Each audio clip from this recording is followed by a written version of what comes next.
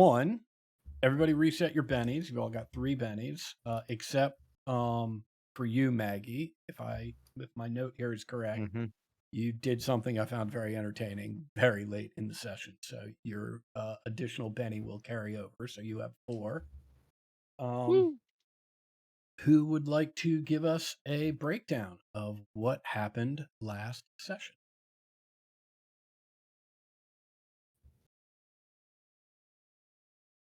Nose goes.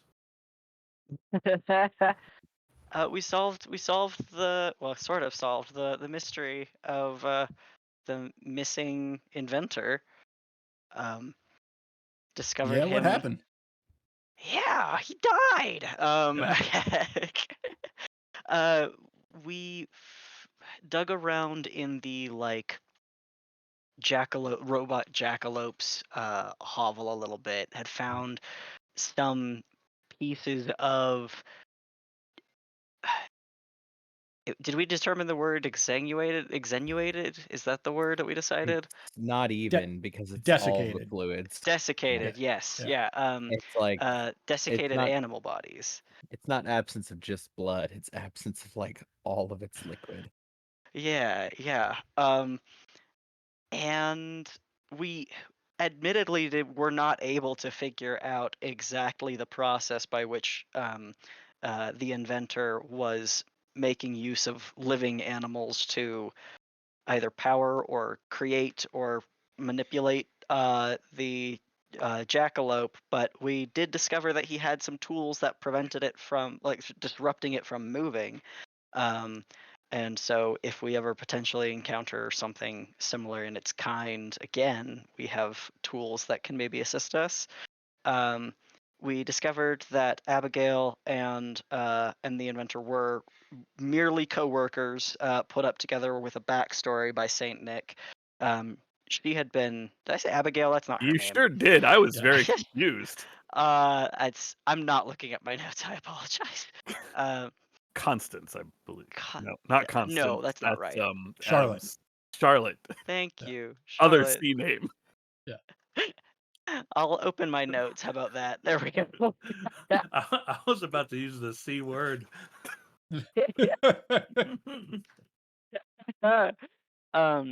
Charlotte revealed that that she and Jack had no relations. She had actually been essentially shipped out to him so that he could ask her biology and surgery questions, and she would be able to accurately answer them for him.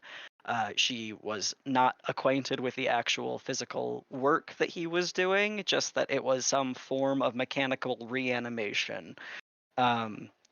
And we've sort of scoured, or we've begun the scouring of his barn to collect as many notes as we can possibly make use of, since we know that this place is going to get scrubbed later when Saint Nick finds out that Jack is dead for certain. And in the throes of that, Charlotte and Thomas began conversing about his function and his makeup, and now we're doing some robot surgery in the barn. Everyone except Joan has definitely been awoken by what has been going on, and I can't imagine at this point she would still be asleep. But we're gonna crack open Thomas's chest, I think. Well, okay, excellent. Give yourself a Benny, right? Okay. Let's zero in on where we are right now, because I think some of these details are going to be important. First off, right? I believe that Joan, Kane, and Abby are in the house. They were preparing to sleep in the house.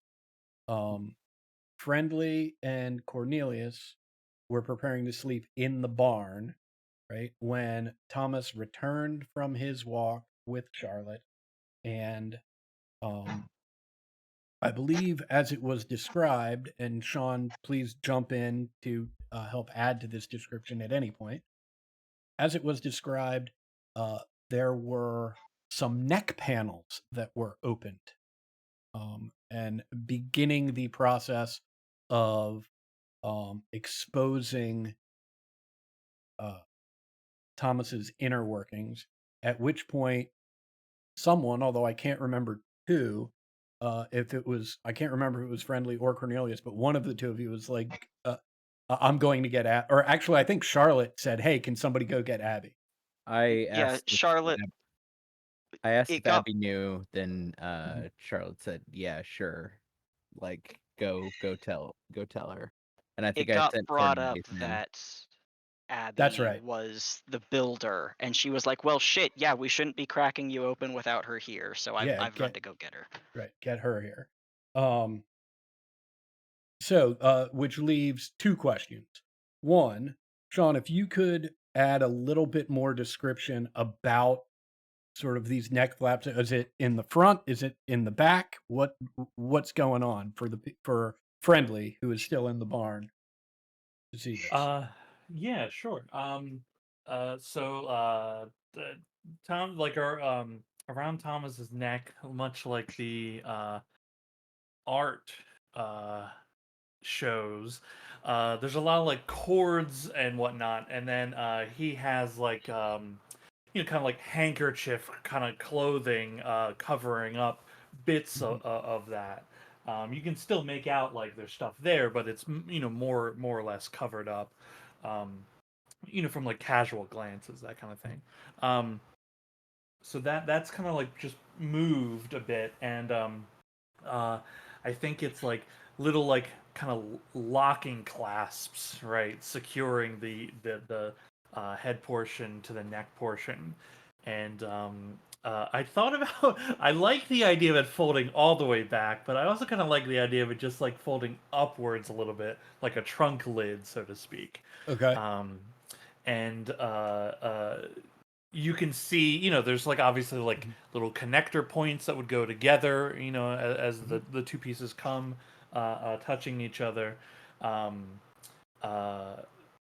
you can already, make out that there's more inner workings, from the neck portion down, although that has not like been opened or anything like that. Okay. Excellent. Thank you.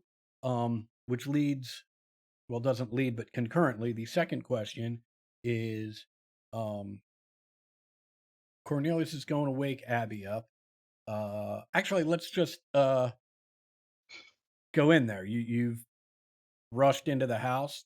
Abby, Kane, and Joan are there. What transpires? And you don't have to RP the whole thing if you don't want to. The main thing that I'm trying to get at is who else coming back to the barn? Okay. I'll invite everybody if they want to come. Well, I mean, by George, I'm curious, so I'll definitely be tagging along. I've been wanting to see inside of that man for a while. Excuse me? That is I've been very curious about how he works.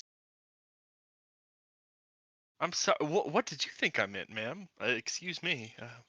No, but that is a sentient All being. right, Have well. some say in who can see his inner workings. That is, aside from my life's work, that is his bot. That is just. I didn't know you had it in you, Joan. I didn't know you had it in you. I'm impressed. Let's go. I came out here to see and experience the strange and unusual. So. No. I don't mean that horribly. I just mean wanting to see under the clothing. My goodness. Ted, give yourself a Benny for winding us all up for moral indignation, leading instead to, oh, I'm impressed. Like I didn't realize, but I'm impressed. Wow, that's nice. I dig it. You did that. That's good. It's good shit. Yeah. I was worried there for a second, actually. Yeah. Fucking cool. I think I'm gonna go to. Okay. I'm gonna take my gun with me. At least just one of them. Right. Y'all think I'm fucking around? I'm going to kill people if it comes down to it. Yeah, well, I'm pretty sure you sleep like fully holstered, right? And another one under the Like- pillow. like a fucking baby. yeah, Yeah, Throw yeah, in mouth, bro.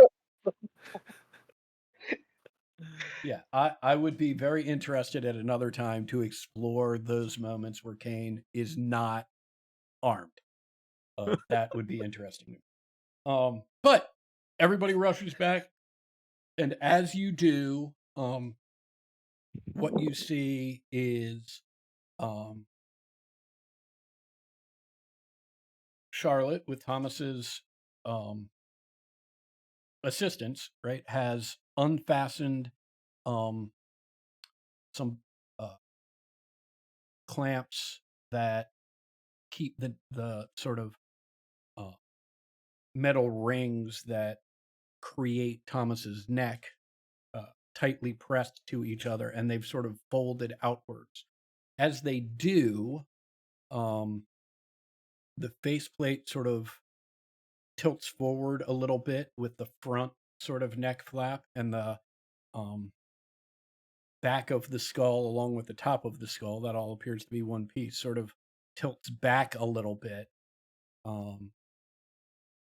Thomas then points to a couple other points sort of on the interior, and as Charlotte reaches in and unfastens whatever it is that Thomas is pointing at, the faceplate sort of folds forward even further, and the back of the skull folds backwards even further to allow greater access to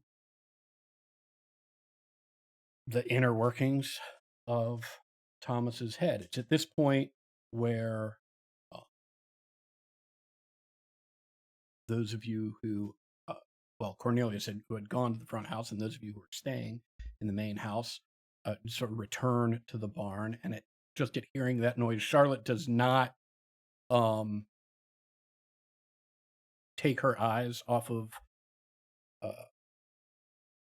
the interior of Thomas's skull, but sort of reaches back with her hand and sort of snaps a couple times and waves, and just says, is that you, Abby? Please, can you join me up here?" As we are approaching the front of the barn, I will whisper to whoever is around me, "Watch, let's see if we can do this again." And the moment I am in the barn, I will just go like stamping my feet over to Charlotte, just shouting, "What is it you think you are doing to Thomas? What is going on? What has she done to you?" It's all right, Doc. Me and Charlotte have an agreement. Though I hear more footsteps shuffling in, I can't see right. I didn't expect this to be a show. Should I send everyone away? Should I just put you back together? How dare you? Not you, Thomas. I'm not talking to you. Oh, you can't see because your eyes. But I'm not talking to you. You're fine. How dare you? How dare me? It was at his invitation, and the only reason that I didn't invite you before we opened him up, I had no idea the primary role you played in his creation. Didn't think to. I'm just messing with you. I'm just messing you. Thomas, you're good. Everything's fine. God. Everything's right as rain. That yeah. wasn't nearly as fun as it was with the rest of you. Oh, you had me there. Yeah. What is it, Thomas? What's going on? Why have you taken your face off? The Doc Sorry, wanted Nicolas Cage and John Travolta. Charlotte here had an interest, and we made a bargain. Did you now? And what are you? Do you mind if I ask? Can I ask what you're getting out of this?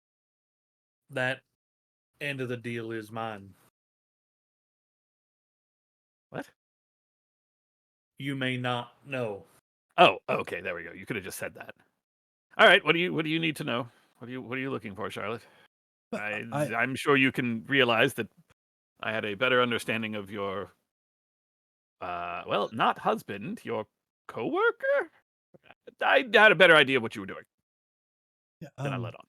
well, clearly, this Mhm. is, quite frankly, beyond anything that he was working on, or even um, if he was even contemplating or dreaming of anything like this. He didn't share it with me. I'm more trying to um, satiate my scientific curiosity. It is fascinating.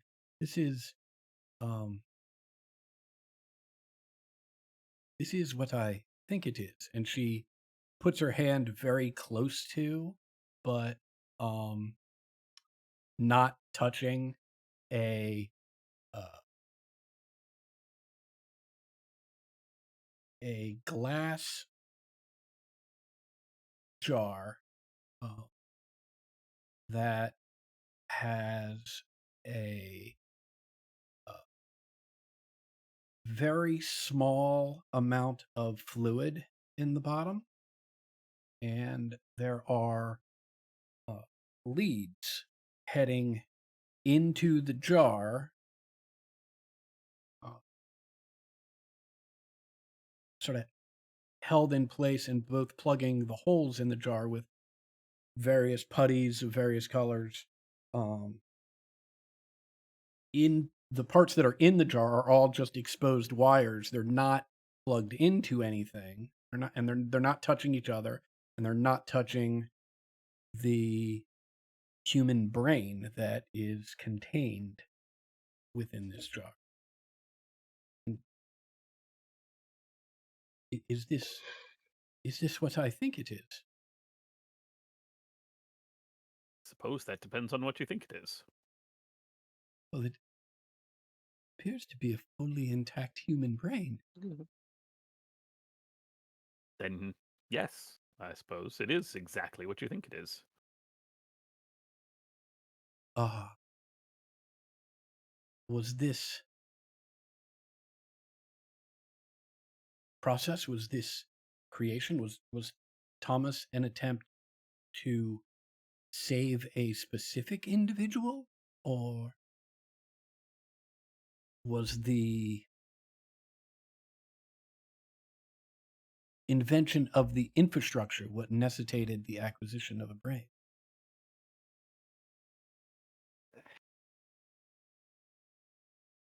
Not to save a specific individual, but rather to save individuals, to find a way to return or perhaps save those in a situation that would ordinarily result in their death.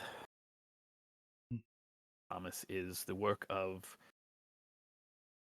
many people, many efforts consolidated into one success. And Also, Thomas. This is still Thomas. And I know that sounds like it goes without saying, but there are still times when I feel it necessary to make it clear that Thomas is still a whole individual of his own. yes, I must admit, particularly seeing him like this, it is hard to hold both concepts concurrent. But it cannot be argued. He is clearly a creation, an invention, and it equally cannot be argued that Thomas is his own person and makes his own decisions, um, as evident by the fact that he is now keeping our deal secret from you, one of, if not his sole creator. It's miraculous. How I don't understand much of the machinery. How are you able to? I don't know that I like the word creator. Thomas was a person before Thomas became this. Well, yes, I under. But I did again, not it birth Thomas. I merely saved him. No, I fully understand, but I believe the difficulty in descriptions. Yeah, give yourself a Betty Max. That's spectacular. Oh, thank you. Yeah. The difficulty in describing reflects the unusualness of this situation. While it is true that Thomas was and is his own person, currently and before meeting you and anyone else you were associated with, it also is clearly true, right, that this body, right, is a construct. Is it entirely a construct? How much more biological material is in here? Some. There is still some, but it's mostly mechanical at this point? Thomas, you are comfortable discussing this with everyone here, right? Oh, You I'm do so have a say in sorry. this. Thomas? It's hard to tell how many are here now. Everyone, Thomas. Everyone. Oh, Well, I mean, Hey. all of our friends in Charlotte. Can, Yeah, all of I'm our can, here. companions. hello. I'm can The someone whole do me a fucking town favor? is here. Hi, Can- Thomas. How's it going? Can someone do me a favor and just post a everyone GIF for me, just because it'll make me happy? I figure sooner or later they'd want to know we're like a peak. Might as well. Well, I mean, they can want to know. It's whether you want them to know. It's your body. It's you. It's your Well- say, not theirs. Doc, I think the brain's out of the jar on that one. Oh my god. I leaned down to whisper to Thomas. That was a really good one. Thank you. I've been thinking about it for the last 30 seconds. Be that as may, Thomas. Just because they know one thing doesn't mean they have to know everything. But if you're fine with it, if you want them to know, then I will continue. I just don't want to talk about you like you're not sitting here. Thank you, Doc.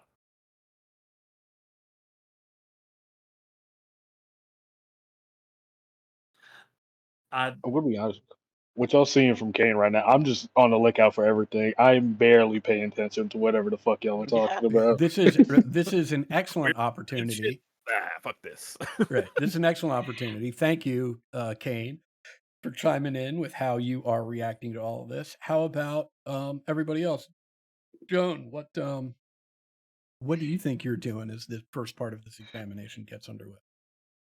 I mean, I am trying to play it off as kind of like I'm passingly curious, but I am incredibly interested in what is going on and how this could possibly still be the person it was, etc. So I'm Okay. trying to follow everything as well as I can. Gotcha. Cornelius? He looks physically ill, but he is trying his best to blend into the background because his curiosity is stronger than his stomach at this point. Okay.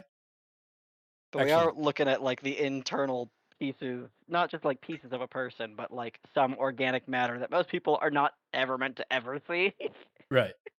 Well, I mean,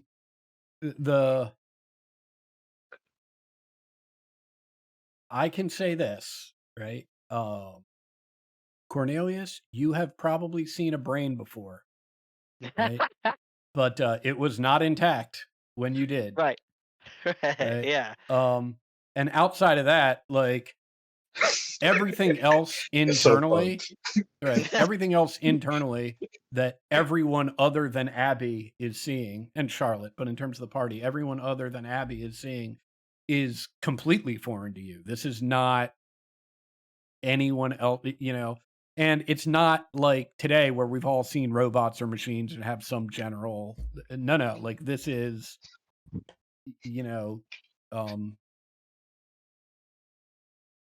Like looking at a car engine. Yeah, Yeah, like it's- it might as well be like alien technology. Right. Yeah. right. You know, It's like looking at the car engine before cars was available to literally everybody. right. Mm. No, Okay, like maybe I'm just speaking from my own experience, but thanks. right. Well, I'm right It's there with just you, like Max. looking at a car. Oh, This is just oh, like actually, looking my at bad. this is just like looking at a car engine, right? If Mhm. this were Army of Darkness and Ash just dropped out of the sky with his car, right? yeah. And people trying to figure out what that is. Okay, excellent. But yeah, And like physically looking a little ill, like not okay, just because of the organic matter, but this is kind of a Gotcha. fucked up philosophical question that we're Right. looking at, actually. yeah. Also, Do me I a want to let favor. this be known. Yeah. I'm not me, Oni. I'm paying attention to everything. Kane Yeah. is not because this shit is so far.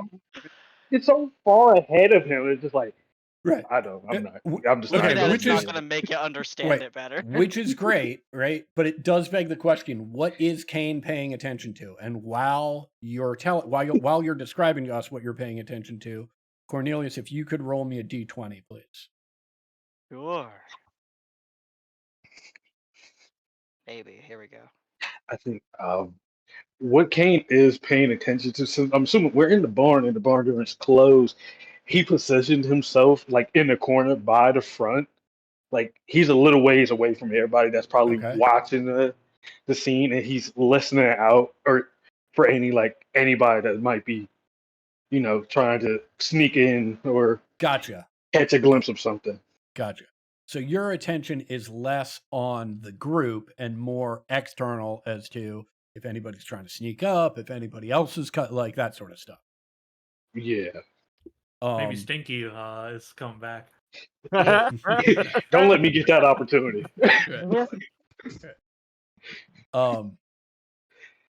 You, Cornelius, you at one point have to turn your head and retch, although you, unfortunately for the marshal here, just for the marshal's entertainment value, you do not throw. Thanks. Excellent. Yeah, so there's some conversation that goes on, Abby, about the specifics of how much biological components remain and how that interaction is maintained and established, which all falls in line with what little y'all know about Charlotte so far. Her professed expertise is in as a surgeon, and she was here to assist her now former partner by trying to help him understand how to keep biological tissue alive when marrying it with the mechanical. So things like there's a lot of discussion about topics like staving off infection and how to keep the flesh from outright rejecting the biological components from outright rejecting the interface. There's that leads to the question where we'll sort of re-enter the conversation, which is, well, I've noticed Thomas, when you talk, that there's no a moving orifice to generate the sounds. Is there someplace where you consume food? I don't eat or drink anything no more. I have no need for sustenance. I thought I might desire it from time to time, but all I have is the memories of what things were.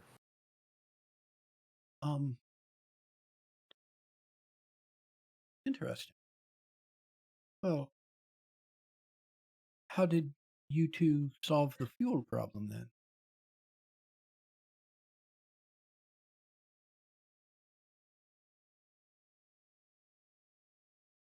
there was another scientist with whom I worked who was more the mechanical genius. I was, much as yourself, the practiced surgeon. I have since we worked together for some time, and I have since gained some of his knowledge. But the particular device we created runs on small portions of ghost rock. Hmm. Is certainly not a fuel without its issues, but in the minuscule amounts that we use, it is reliable enough, and Thomas here can take larger amounts um, to keep him running longer. But everything, of course, in science contains its risk. Is certainly the truth. Charlotte takes a step back from Thomas to indicate that her investigation into his innards is now over, and she says, "Look, I could continue for weeks or months, really, but I don't think that's fair to either one of you, and I've got a good sense that although I understand what is going on, it's pretty clear you're both out of my league in terms of what I was doing here with Jack." I don't know about that. There were certainly portions of Jack's notes that I was not able to fully understand. Well, let me. She sort of. Do you have the notes on you by any chance? Yes, I have them. I have them here. I was Well, reading let's. them in the house. She sort of grabs them out of your hand, but not in like an aggressive way. It's like, oh, let me show you something. She's like, look, I don't really understand this portion of it, but I do know that he had been working for some time on generating a system whereby, through mechanical assistance, one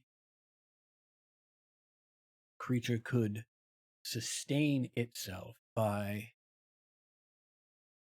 drafting, if you will, off the life force of another. It was just a theory of his for a long time. And then his brother died, and he tried to bring that theory into practice to what is clearly disastrous results. It is fortuitous and a bit of a catch-22 that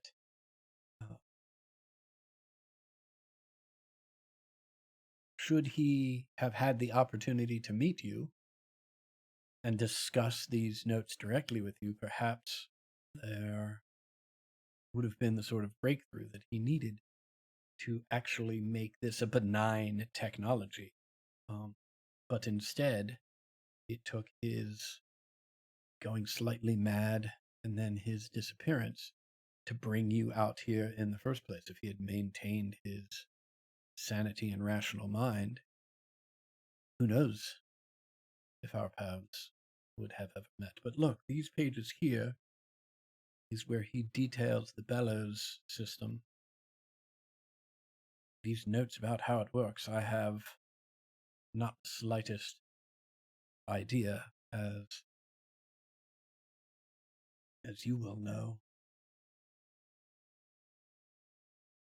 And then sort of looks up and points to you, Cornelius, and you, Friendly, as well. And really, you two as well. The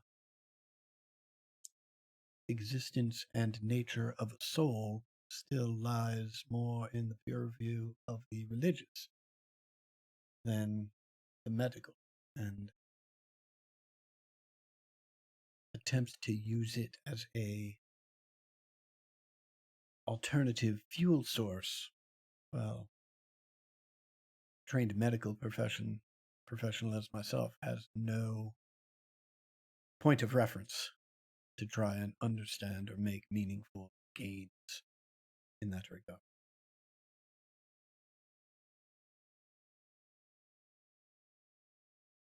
But perhaps you can make heads or tails.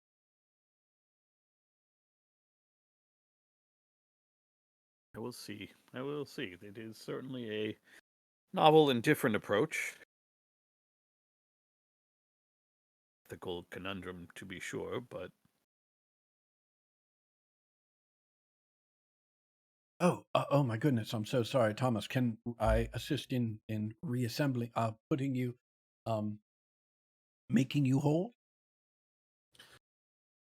I was just waiting. This part is hard to do on my own. I can do that, Charlotte. I know it well. Actually, Thomas, while we have you open, I should probably do some maintenance. We have been in the desert for some time. You almost certainly have sand, grit, all sorts of other things in here. Might be a desert mouse. Oh, I thought that squeaking was just a joint. Up from underneath the glass jar containing this human brain, just barely floating beneath these exposed wires, first crawls out and then flies out a small butterfly. Oh,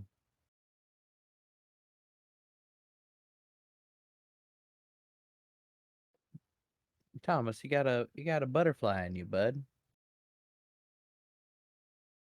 That's odd.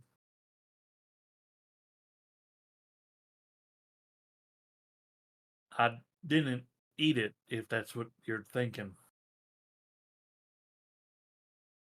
Well, I don't think we were I kind of until was. you mentioned. I mean, maybe just it. I guess your mouth.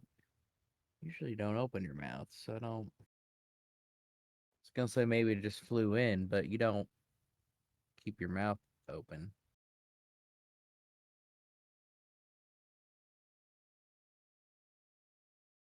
It's this latch here. A little arm comes. My arm comes up and just starts pointing to the Yeah. openness of my head.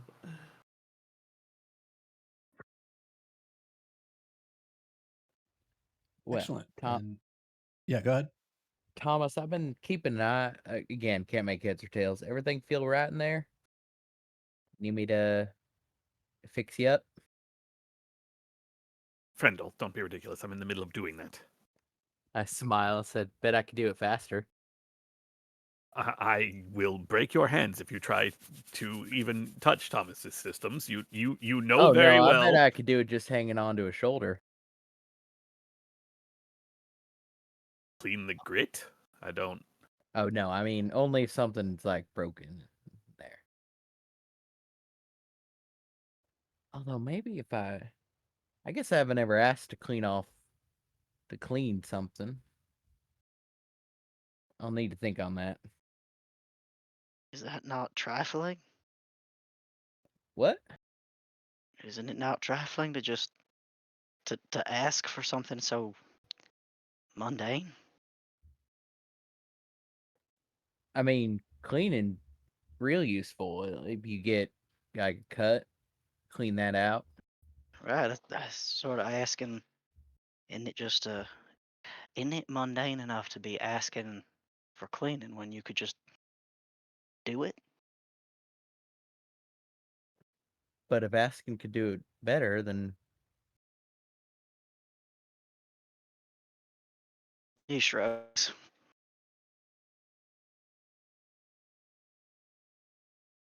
Cornelius, you and only you here. You can ask anytime you please, Master Cox. It's no trouble at all. He audibly hisses a "shut up," but it's really, really fun.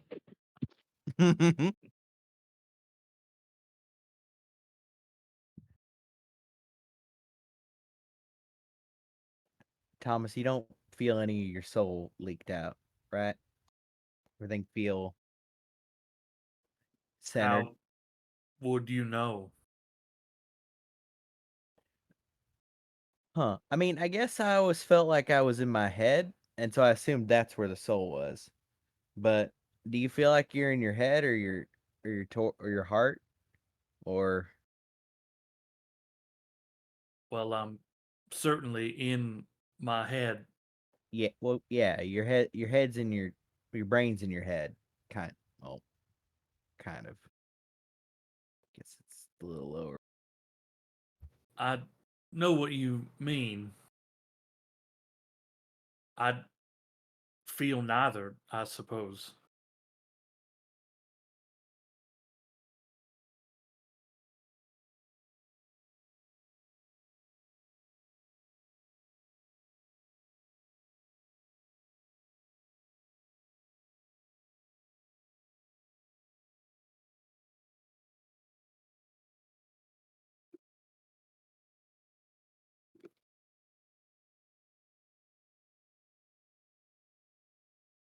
Doc, are you sure we can't get them wings to work?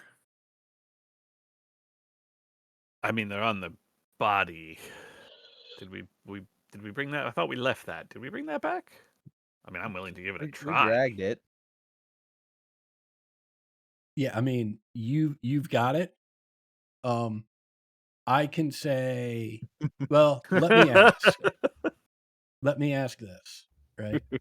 How much time are you willing to commit to try and making these wings work? We are on a schedule.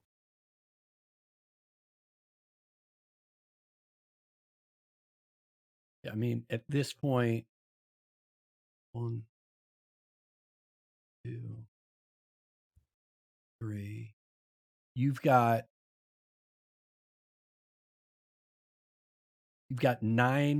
8 days for a 5-day ride from Bent Pine, Wyoming, down to Denver. And that's a 5-day ride if everything goes swimming.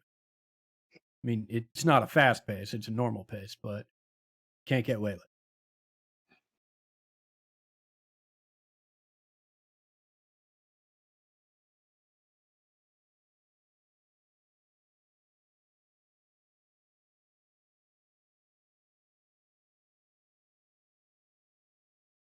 I don't think we would have the time necessary. I'm still not entirely sure on some of the circuiture, but if we're willing to bring them with us, I'm certainly willing to continue to look into it.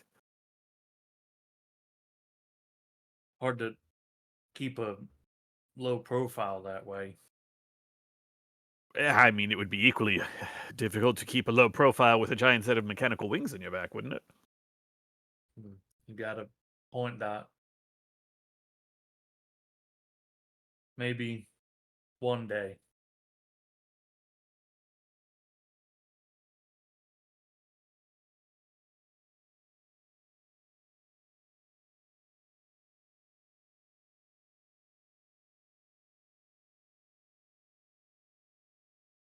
Thomas and Abby just invented the extremely oversized trench coat.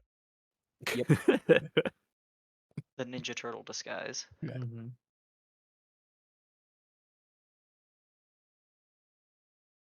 Yeah, I will finish. There we go. Finish. Great. Yeah, as Finish cleaning up. as you are doing that, Charlotte has returned to her home. Sort of,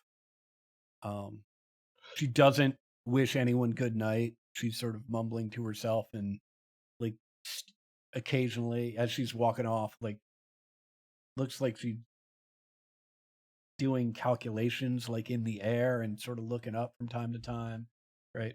I mean, walks right past you, Kane, and is like way too close, but at the same time, it it's entirely because she doesn't even see you there. Like she's so in her own world at this point that, you know, she walks within inches of you and isn't aware of it. Where's everybody going? What are we doing?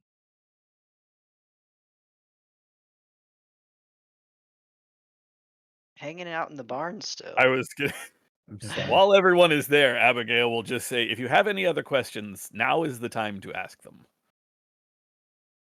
As the But yeah, head seals up, the little lights in Thomas's eyes glow back again. are we willing? Are we able to ask just sort of any question?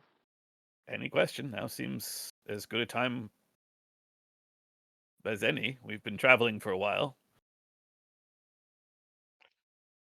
How'd the two of you come to the point you're at? Then I suppose, understanding that Mr. Everett seems to have encountered some misfortune, but what means has all of this sort of fallen into place for him? I'll share a look at the doc. Although you can't read my facial expressions because there are none.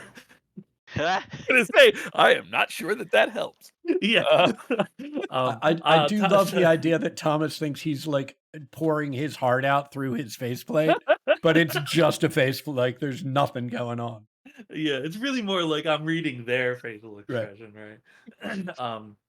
I'll look at the doc and then I'll turn to Cornelius and say, well, I can't speak for the doc beforehand. I had an accident. There was a train derailment, and the doc had the wherewithal to fix me up right. The train was on its way to one of the Hellstrom mining camps up in the north. We were doing work at first. Well, the person I mentioned before, the lead on the project, had been working with Dr. Hellstrom directly. I never met the man myself. We had been tasked with this seemingly impossible goal, but it was certainly something intriguing enough to stay. And as there were a regular, there was unfortunately, I suppose, a regular supply of injured individuals who were looking to not perish. The experiments continued, some with more success than others, none anywhere close to the success of Thomas.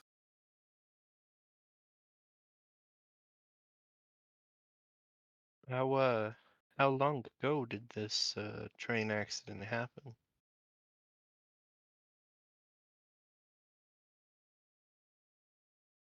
What, 6, 7 months, Thomas? More? A while back. No, not that long. Well, I'm not sure entirely,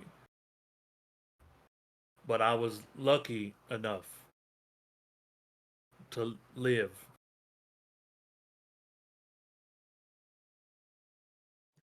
Did you see anything?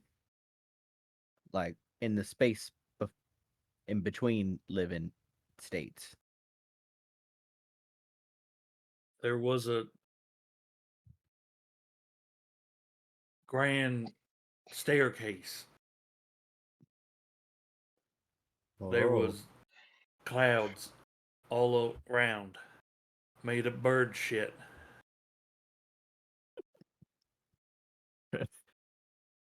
Kendall, Thomas was never technically dead. Just he is messing with I you. mean, near death is near death, but not being dead. Oh, Yeah. I suppose. Plenty of folks still see something whether or not they really die. I mean, I suppose. didn't see anything in particular. Just a lot of bright lights and voices in the distance.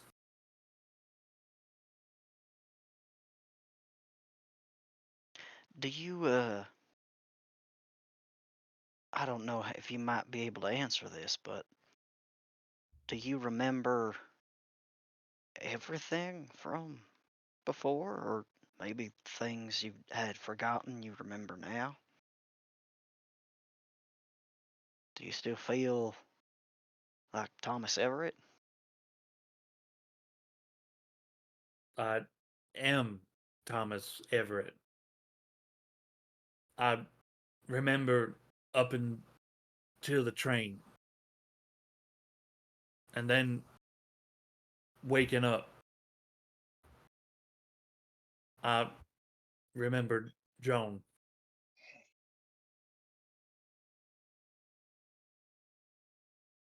Do you feel better than when you had the rest of you?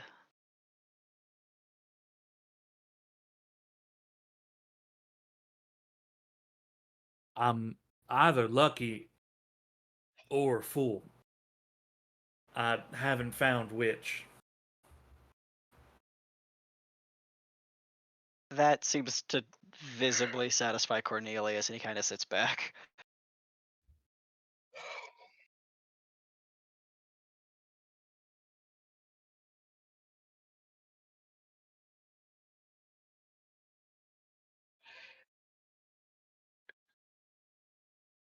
I don't mean to intrude when I ask this.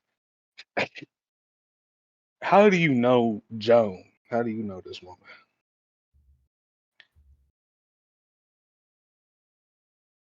When I saw Joan board the train a while back, I wasn't sure it was her.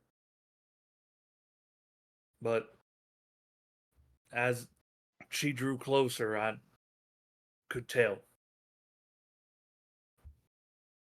Joan and I used to be good friends long ago.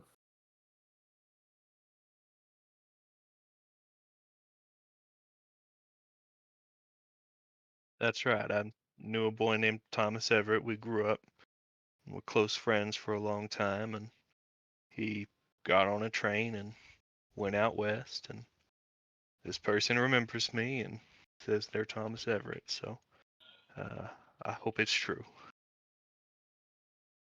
Well, how does that make you feel? Me? Yeah, yeah, you. I've seen a lot of weird things. So, I mean, this is just another very weird thing.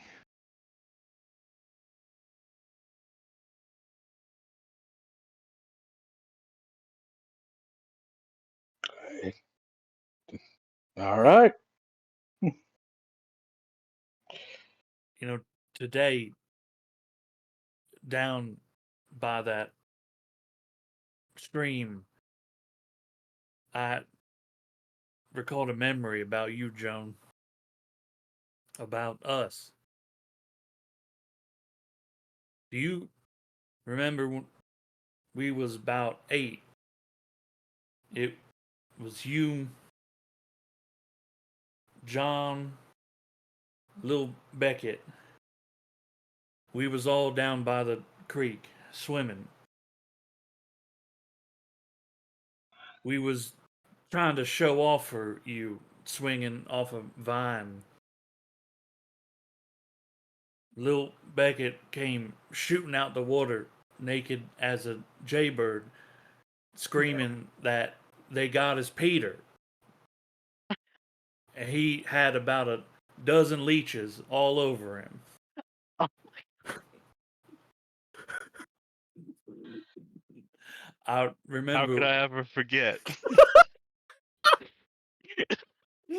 I remember we was hollering, rolling on the ground, laughing.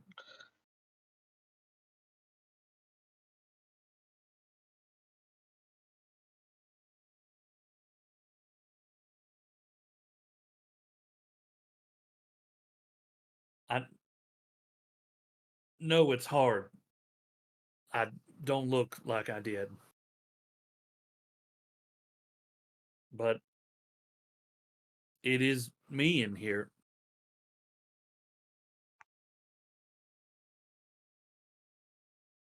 Well, I think I'm just hoping as well that you are not a fool in this decision. That came out worse than I meant it to. I was about to say kind of harsh on that one. Uh-huh. I hope you're doing well, Tommy, and this is better than where you would be if you weren't here, so making the most of it. It's a second chance. Mhm.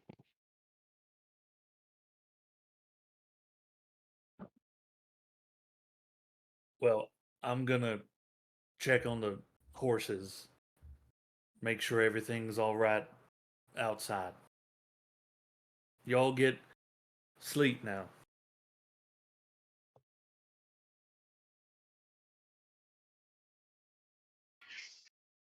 I'll get up and walk out of the barn. Give a nod to um uh Kane on the way out, and go make sure the horses and everything, all the outside stuff is good.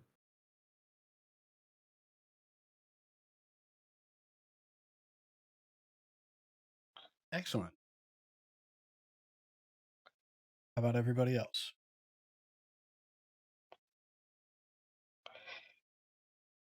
You, Hang around, I, wait for everyone else to go to bed.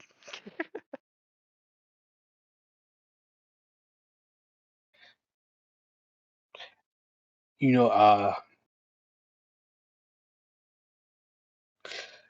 something seemed off. Well, some Kane is going to stay up and watch Thomas for a little bit, and I think after a while he's going back to sleep with a little bit of trouble, but he is going to sleep soon.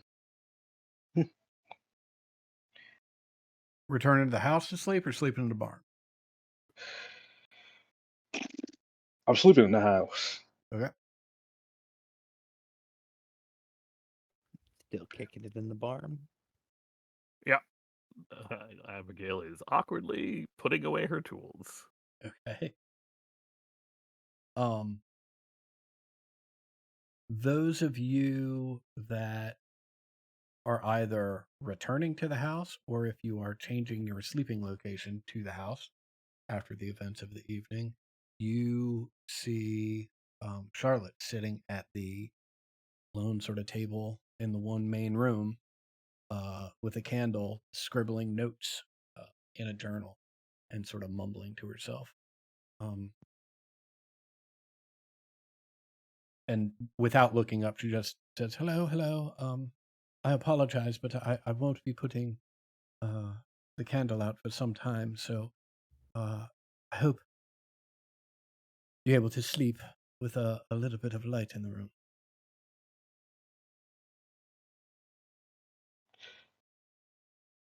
No problem at all, ma'am. You get no response. And so, is it the same sleeping arrangements as before? Kane, Joan, and Abby in the house, everyone else in the barn? Well, Thomas Yeah. outside. Sounds it. I think I'll swap over to the barn Okay. and see how things go out there. It got a little crowded in the house, if I'm remembering right. Okay. Yeah. Sounds good. And Thomas, you are outside, just sort of keeping watch. Do you have your lantern out with you? Yeah, if I'm like keeping watch, like I wanted the lantern on the whole time because it burns a lot of Right. fluid, right? But like I do occasional patrol, and then Mhm. we'll just like set the lantern off and just stop. Yep. You know. Absolutely. All right. Fantastic. Yeah. The evening rolls by without any other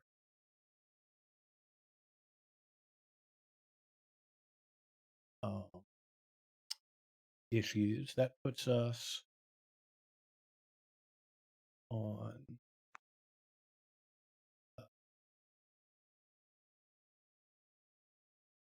Friday, June 20th. As y'all wake up in the morning and decide what it is you would like to do.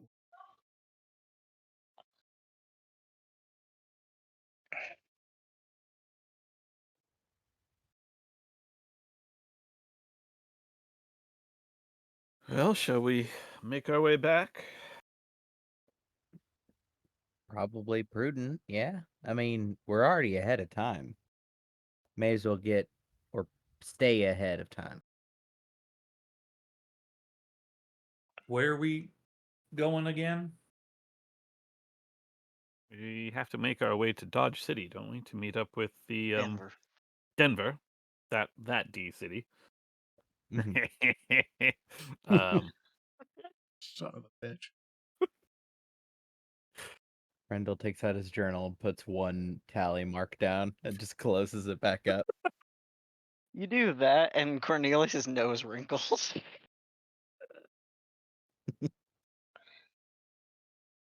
I heard Denver's a big town.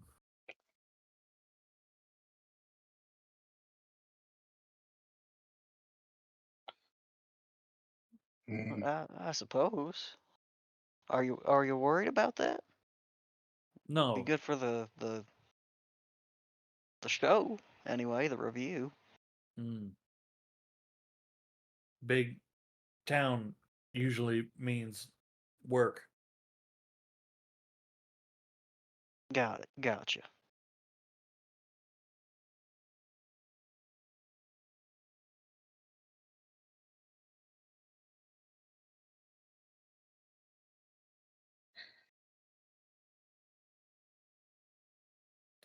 I think I'm, I'm pretty sure like while all this is going on, everybody's getting ready to go. I think Kane is just journaling early in the morning when he wakes up. Okay.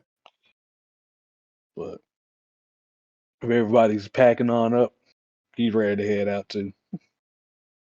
I'll Excellent. leave one of each type of pamphlet on the central table in the barn. Very nice. The pro review and anti. Fuck, I can't remember what the name of it is. Buffalo Bill. Yeah, fucking Buffalo Bills. Yeah. Fuck that guy. Okay.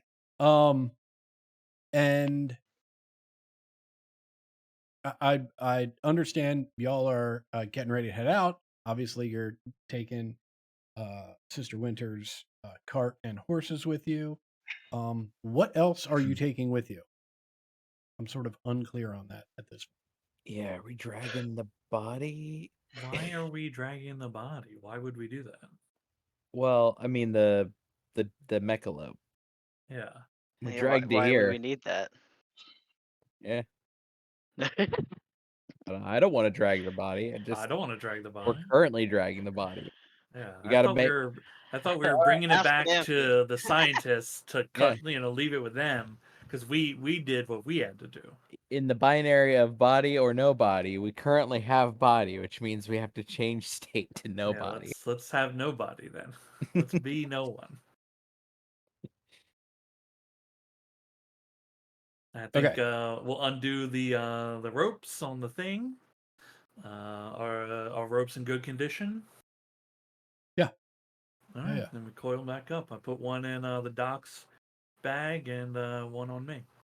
Fantastic. And Abby's got the notes. And other than that, it's whatever you've got. Abby's got the notes. You have 2 medallions, correct? Do the 2 people that have them have that in their inventory? Yes. Fantastic. Yes. Excellent. Great. 5-day ride from here to Denver. Woo! Fingers crossed. Now let's see if I was able to make the appropriate changes to see if this random generator works. If everyone will click over to the card stacks, you should see an RE, which stands for random encounter, and then your name. Great. Sorry, where was that again? In the card stacks. Okay. Left of the musical note. Let me shuffle these. Right. And you should see a button that says draw one card. Yeah, I see draw plus draw. Yeah. So if you Do kick, we want these face down or face up? it doesn't really make a difference. You're gonna Oh, okay. see them soon enough anyway. Okay. Right. Let me know if you're able to actually draw those cards. I drew a card. Okay, fantastic. One, 2, 3, 4, 5. I have drawn a card. I got me a card. All right, let's try the next step of this. Couldn't find anything that will allow us to put this right in chat. So the next best thing I could try, if everyone could drag their card, right, from their hand and place it down next to their icon on this table. We'll see if that works, or if you probably, once you click them down, you probably won't be able to move them, but at least now we can sort Correct. of see. Right. No problem. Did we Okay. get 3 4s? Sure did. Yeah. Got a Including lot. 2 4s of clubs, specifically. Yeah, you and I both got a 4 clubs. That's Weird. very weird. I wonder. Like one of it, Willpower. I'll They're individual redraw if you want. decks, it seems. Yeah, we don't.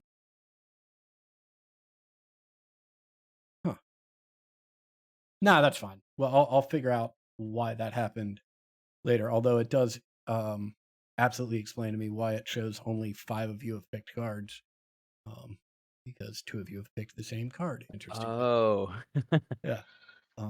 Okay. I'll re-roll it. No, we're good. That's fine. Ooh, I can You've flip it. drawn. Yeah, and actually, I will. Oh, you can flip it face up and face down by clicking it. Nice. Yeah. I need to not do that, or it's going to be Right. a problem. I'm going to put my mouse over here. Which will. Mouse goes up in the right-hand corner. Here, I can make it even easier for you. I can flip yours. That's good. No, my card. Cards. Yeah, your cards are gone. Okay. Nice. Yeah, so it is, a fairly nice trip. You set out day 1, relatively smooth sailing. Night comes. Anybody want to have any conversations? Are we just setting up camp and moving on? As we're like setting up camp for the evening, I'll find a time where it's just like me and the doc, getting stuff going, and I'll tell him, I just wanted you to know that the deal with Charlotte, she'll remain quiet about us. Oh, okay. I appreciate you telling me. You didn't have to do that. It affects us both.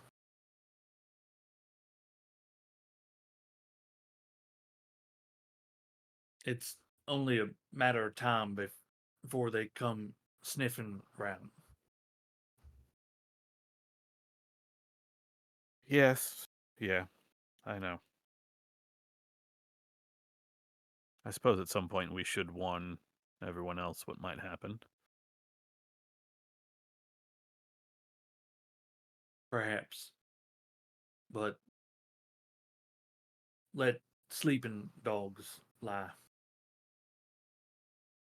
For now, I suppose. Everything has a way of coming out at some point. You never told me you knew Joan. That's good. That feels like that,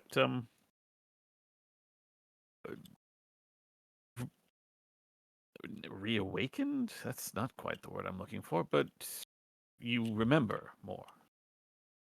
Things you didn't before.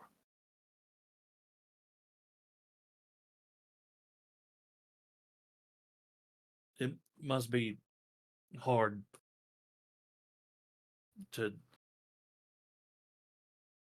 How would she really ever know? I don't even sound like me.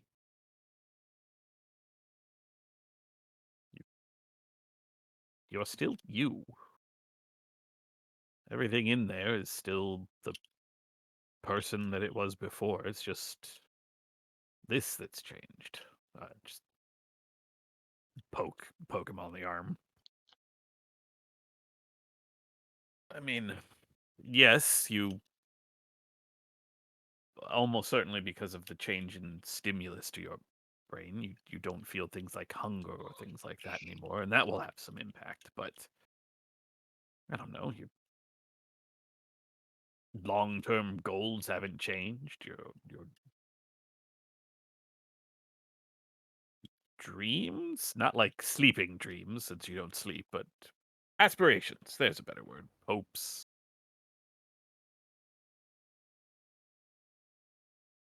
This is just a shell, same as mine is made of skin and bones. It's you. You'll remember. She'll see. So you Maybe two weren't that's like a thing when you were younger? No? I mean, you've never given me any details. I'm so curious. You have to dish a little bit. Love a gossip girl. you see you see Thomas just turn and just watch whatever Joan is doing at the time, and turn back to the doc. No, we was never a thing. I thought maybe once, but we's just good friends. Last I knew, she was married or getting married. Oh,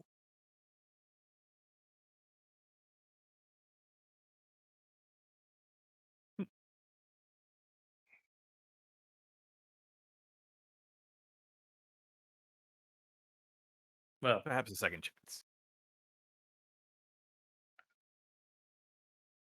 I don't think so, Doc. On many accounts.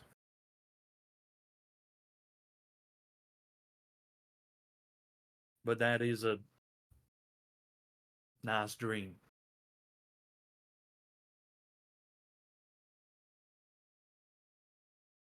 I'll pick up some box and move it, to another part of the camp.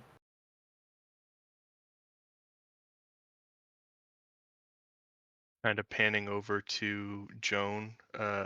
Joan's like trying to have kind of a hushed conversation with Cornelius. You see, the thing that is just gnawing at me though is Thomas knew that story, but the thing is, he just didn't quite see. It wasn't Johnny that broke his leg. It was actually Joey Chestnut that broke his arm, and so it's just. But he still knew more than anyone else would. Do you see what I mean? It's like he's almost. But who remembers everything from their childhood, right? Perfectly, anyways. I mean, I don't mean to be rude, but I do think that some of those details do seem like ones that are the ones that are remembered. That's what I'm. Yeah.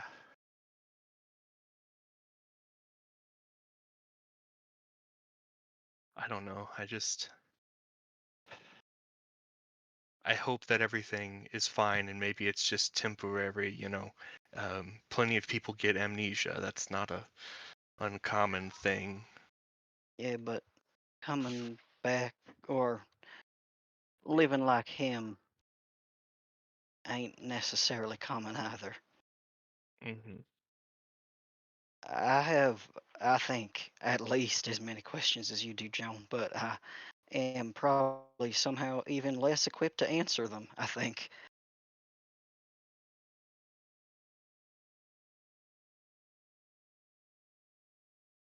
I mean, maybe just with more time, he'll remember more, or will have a better, maybe, understanding of whether or not he's remembering facts or proper memories.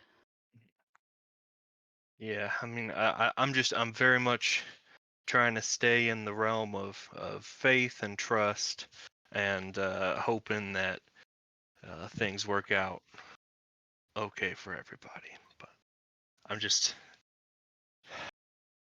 sometimes it's a little hard to relax.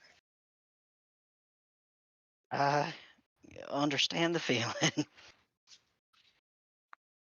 but it does sound as if, for nothing else, Mr. Everett is at least needing the moral support we can offer him of being understanding and patient with whatever he may be thinking or feeling. Mhm.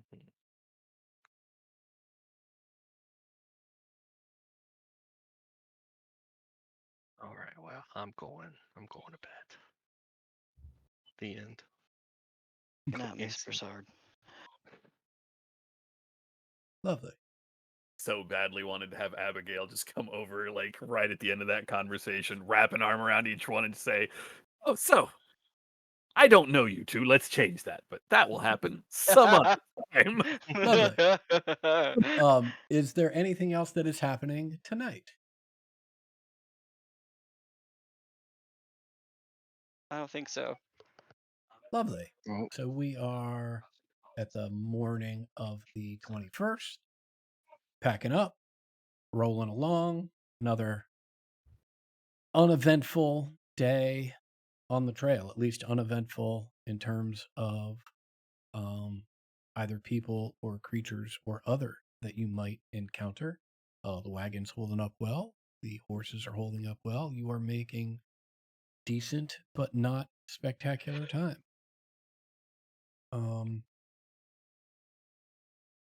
Not a lot of you don't encounter a lot of other traffic on the trail. Interactions with other travelers, be it in wagon or just horseback, are few and far between.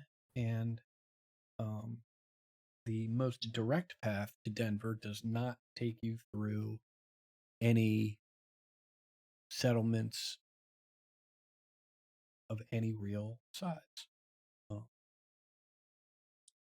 The evening of the 21st comes around. Is there anything anyone would like to engage in this evening?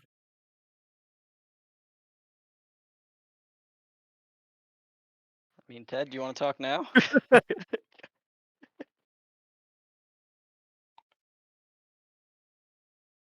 Yeah, I think at some point, I don't know if she can catch both of them together or is going to have to approach one of them at a time. Well, I think But for the sake of the role play, let's say you catch them both together, and just so I have a sense, is this like as this before sundown, as the sun is going down, by campfire? What's the setting for this? I feel like Campfire is sort of a good choice, but Okay. honestly, Hell yeah. whenever there is an opportunity. I think it's fair that me and Joan often collude a little bit in the evening, especially while we're traveling, while we're specifically on the road together. So Yeah, that works for me. So I have spoken to Kane a few times since he rolled into the circus with my brother. And obviously, I know Thomas and myself, but you two, I know the least. I I actually have to look up my full name. Hold on 1 second. I don't remember That's it. real, actually. I'm still remembering fucking details about like my own shit. She gives her full name, which is I have Abigail no. Samantha. Oh shit, how does knee work? Is it married name then maiden name for? Yeah, it's Yes. Abigail Beckett Brewster. No, Abigail Samantha Brewster Nee Beckett. Oh, please type that into chat for me.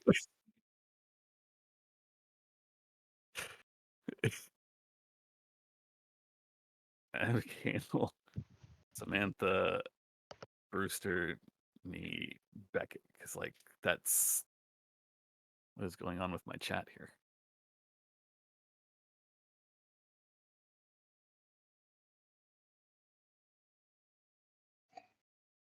Doctor, mechanic, you've seen my handiwork. Where did you get your doctorate? Doctor, do you prefer Beckett? Is that the preference? Yes. Brewster was well, yes, I prefer Beckett. We are from Boston originally, both Frendel and myself. Oh no kidding. Mm-hmm. Joan I mean, does. that would make sense. We are family. Joan replies to your Abigail Samantha Brewster Nee Beckett with Joan Renee Broussard Nee Dore. Yeah, that's And gonna I'll go also in put chat. that in chat. Thank you. I need you all to type that in chat. This is the high society version of the business card Uh-huh. thing from American Psycho. This is Southern Society. well, the funny thing is if I were playing a female character, I would also have 6 names, but they would all just be Spanish names. And so this matters to me to have it written down correctly. What was I Okay. watching that that was the case? Where the person just kept rattling names and it just kept going. I don't remember. It might have been Outer Sky. Anyway. Frendel and I are from Boston originally. I went to a secondary school actually in Massachusetts. That's very interesting. My parents sent me to a finishing school somewhere around there, so perhaps we were distant rivals or schoolmates or Private Catholic school. I'm no, don't know.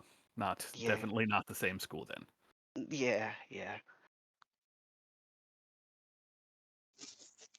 Well, what was it? Just a Hailstrom opportunities that brought you out west, Doctor? You can call me Abigail. I don't I know I go for can. my title. No, I needed to. I decided I'd had enough of Boston. It was time to just set out, and I received an opportunity. My work had caught Hellstrom's attention, and so out I went. What about yourselves? How is it you came to be on this strange trip we call the carnival train? Hmm? Hmm? Hmm? I'm gonna look to Joan to answer first. Well, I grew up in Baton Rouge. I lived there for a while. That's where I met Thomas there. I got engaged, moved off to New Orleans for a time. Had some family. The war happened, lost some family. Sold the farm, bought a wagon, bought a train ticket, I mean, and then a different chain ticket, and here I am. There wasn't a whole lot left for me. The house was very quiet, so. And I heard there was weird stuff happening out west. I spent some time in the army. Got a little bit of weapons training, a little bit of healing, medic, basic stuff, nothing magical or fancy. Magic. Frendel believes in that. I am a person of science. I am sorry for the loss of, it sounds, your house. No, I mean, not the loss of the house, but rather the individuals in it. Well, I appreciate your condolences.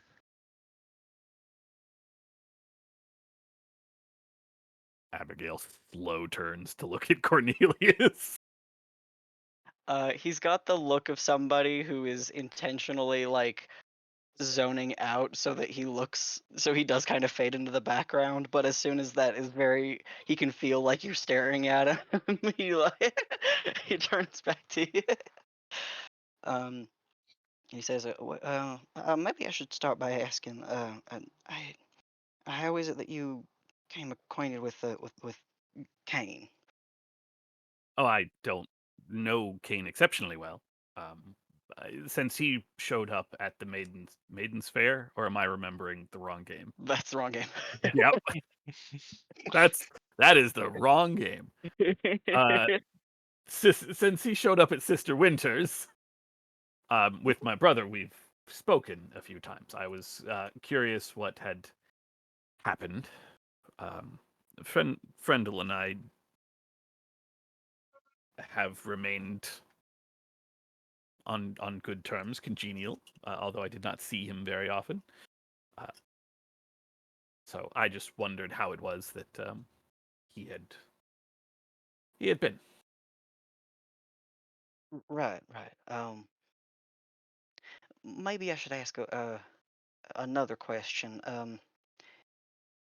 What has perhaps Kane told you of his time in Santa Fe?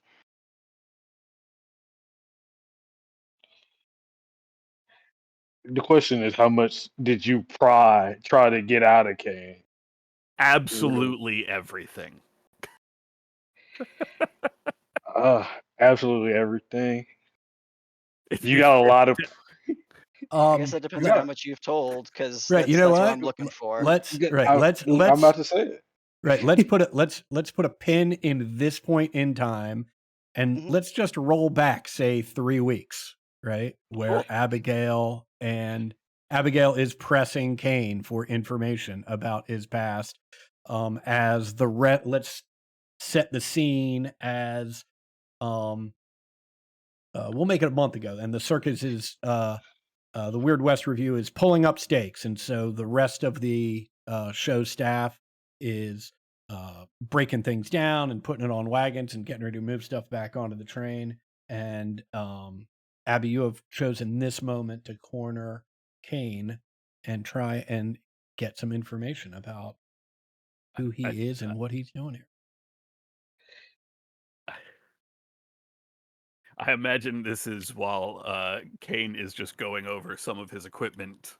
Abby will simply sit down across the table, sitting up like super back straight, fold her hands. So, you and my brother.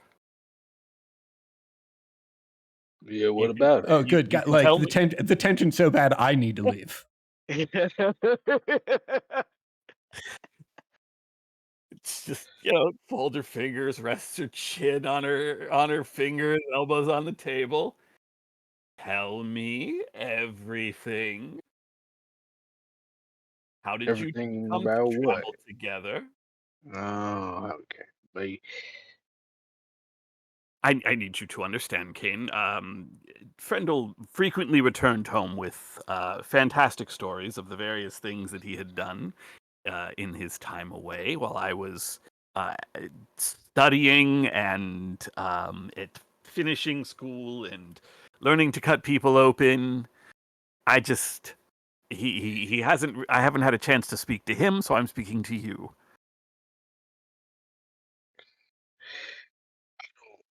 I don't know if you were meaning to threaten me when you No, said you cut no, people no. open. Oh, okay, just No, making I'm sure. simply a doctor. Say if anything Okay, should ever happen, I can fix you right up. okay. Tell me, tell me, tell me, tell me. Well, honestly, your I brother, hope so. your brother got mixed up with some bad people. We let's just say we had business to conduct with each other. Things went left. We ended up sticking by each other throughout the passing days, and this was his suggestion to get on this train. Uh, that's the story so far. What kind of trouble? If I'm not prying too much, I only ask because he's my brother. You see, Um, she will just lean forward a little more. I think Kane stand. If I'm not standing already, I do stand up now, and I start to like raise up my shirt and I show her my side, and it's just a branding of just like I guess dog, like just a dog, like a very shitty looking dog on the side of it. I used to be an You even get a outlaw with cool them boys. brand. No, it No artist her available. keep, yeah. I'm young and dumb. I'm young and dumb. I'm doing stupid shit out here, man. Incredible. I used to be an outlaw. I used to run with the Hellhounds, if you know them boys. Uh, No reason to have ever heard. Can't say I friendly, do. well, friendly himself got into a little tussle, so we decided to use his persuasive abilities to get what we want in a little trade of ours. That trade went wrong. Everything didn't go out well how we wanted it to go. People got hurt. Friendly got lucky. Happened to stick by me. We hid out together multiple days on end. You know your brother talks a lot, right? Oh yes, oh yes. That is a family trait, as you will discover if we are traveling together. So you two ran off together after some trouble that you tried to talk your way out of, but that didn't quite work. And she will lean in very conspiratorially, which, to be honest, sounds very much like Frendel. You ran off together, Hmm. and what? That's how you found your way to Sister Winters? Just Well, there he's was the one that nothing. gave me the heads up about this. I don't really keep up with all this little.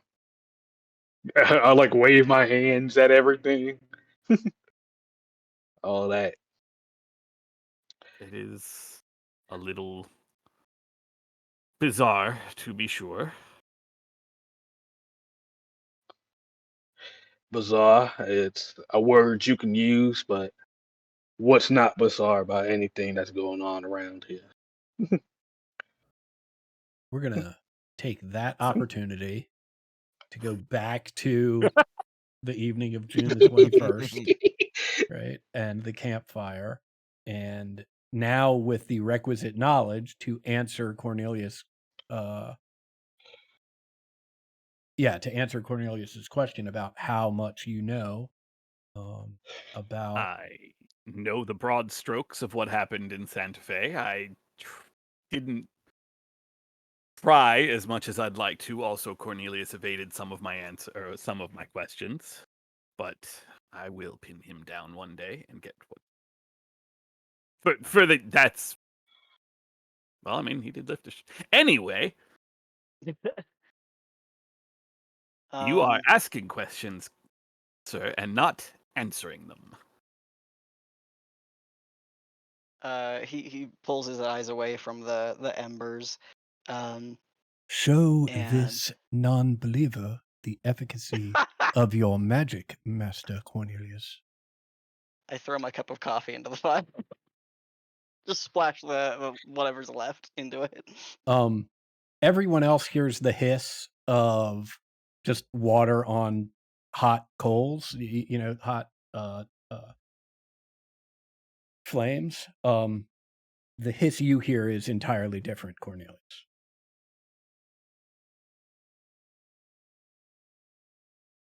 There's a joke in there of like, it's like sounds like a vent, steam vent. Thomas is like, is that my girlfriend calling?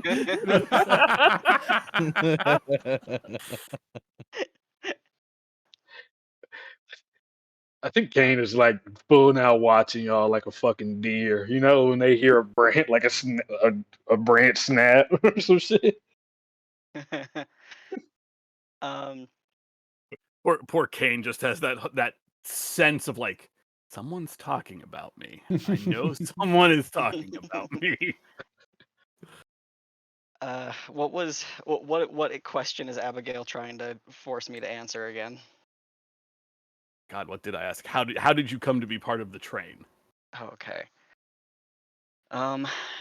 He says, oh, well, after my time in school, got my uh,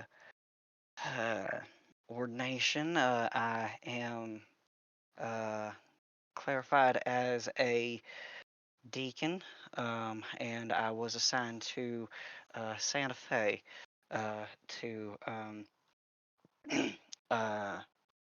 ministry of Saint Anthony's, and while in service there was, should we say, a kerfuffle that resulted in someone's death, and and fairly present need to move from the environment as quickly as possible for everyone's safety. As I understand it, Friendly and Kane took that near opportunity, as did I. Although it's been some years since I've seen Kane prior to his time with Sister Winter. I sort of found this place by accident, um, but it sort of worked out pretty well for me generally.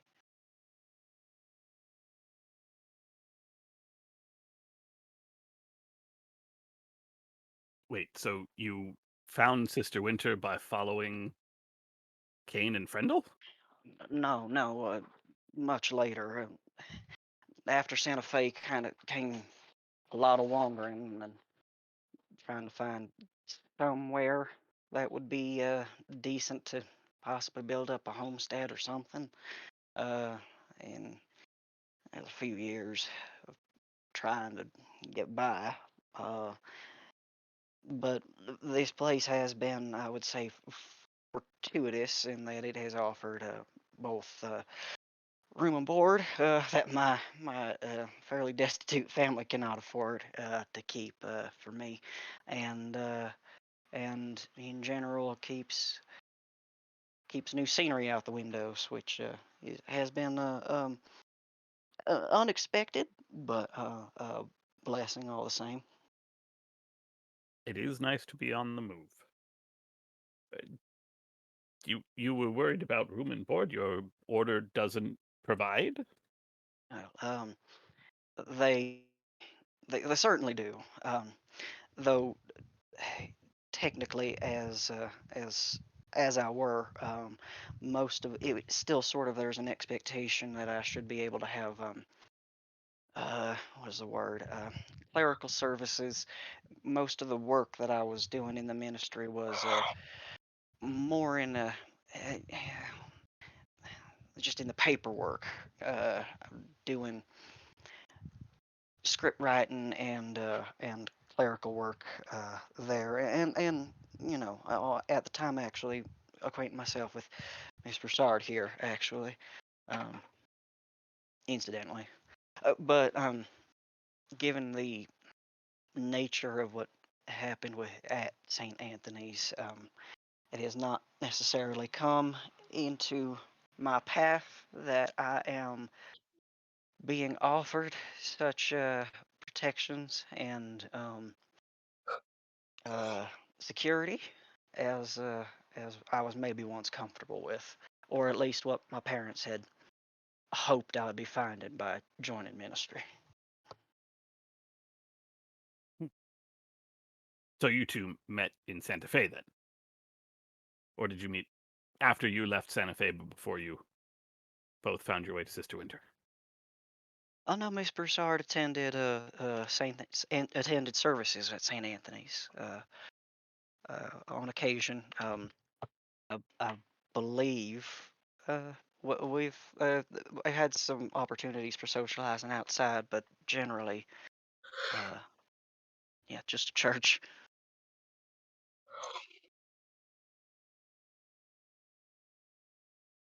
Hmm.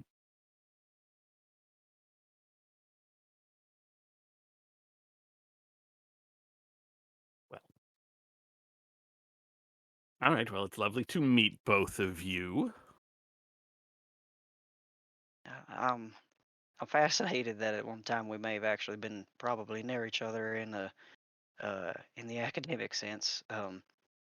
Seems that a lot of these folks out here, at least with the review of folks, I feel like I'm supposed to have known already, barring of course Mr. Everett. It is a peculiar, strange web of connections we all seem to have, almost as if we're by design or some such.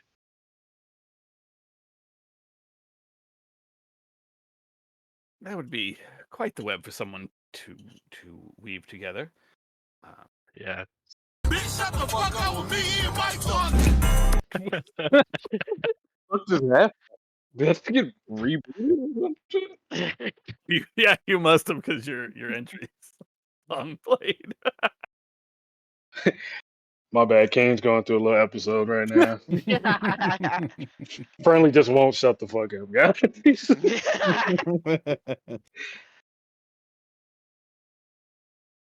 Well, yes, I suppose finishing school was not very going to be very far from you, if not in physicality, then in purpose.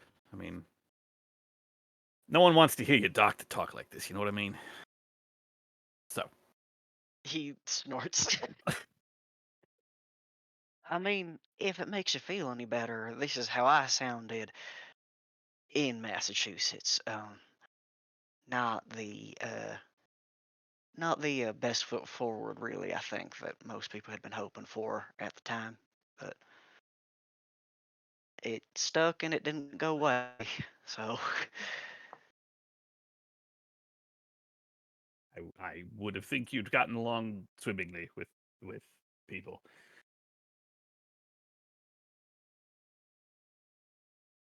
I have maybe been told a time or two that I have an unpleasant atmosphere. It's perhaps one of the reasons I was most often kept doing paperwork and tithe tracking rather than confessions or general aid. Oh no, there will be no, there will be none of that.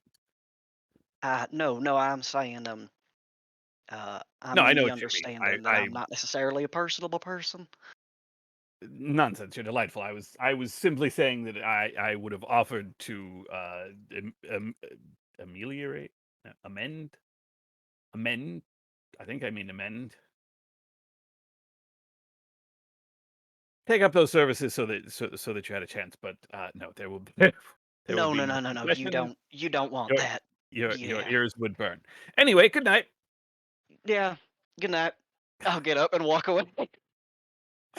So, Abigail will wait a moment, turn to Joan. So, you are friends with Cornelius. I mean, in the way I was that going you're to get up. friends with someone that you talk to regularly because they're the person you know the best. He's a good man, but Okay. I was going to actually get up and walk away, but then I'm afraid your friend Oh. left you at my at my no, mercy. that's okay. I'm quite comfortable alone at a bar. That is super sad. I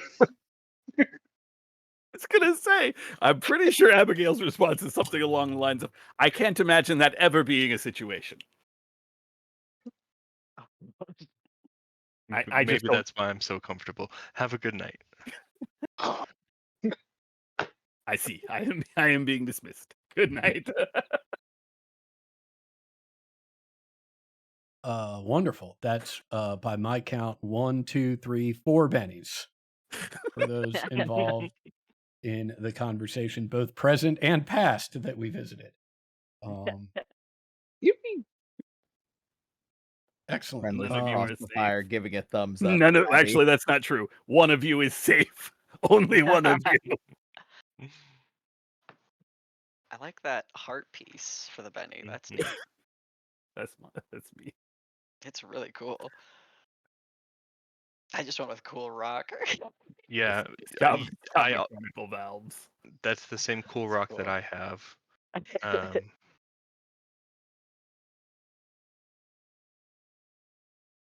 Excellent.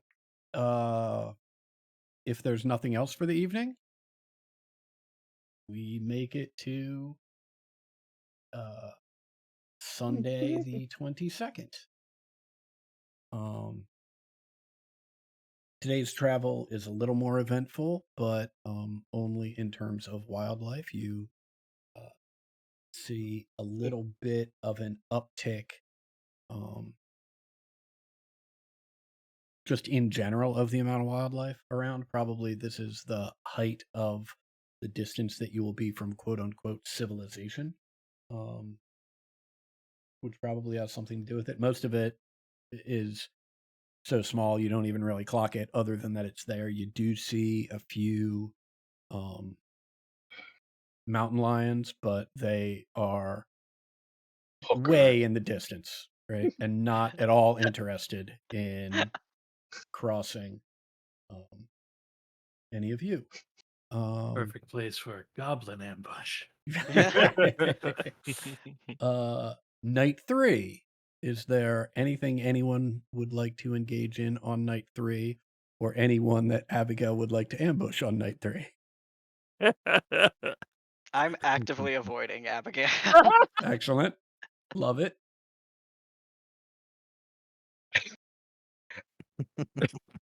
Well, I'm not Sorry. hiding from I Abigail. know I it think. doesn't like you've already had the conversation, but yeah, just like noticeably every time she's around, he just walks to the other side of the camp. Okay. I'm gonna ambush Kane. I will Great. stay up. I will wait for Kane to be doing rounds.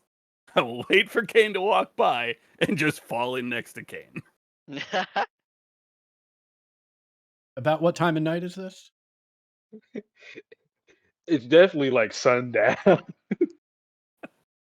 Oh my god. Slip my arm into Kane's. So, what do you think of all our companions? Which one? Well, all of them.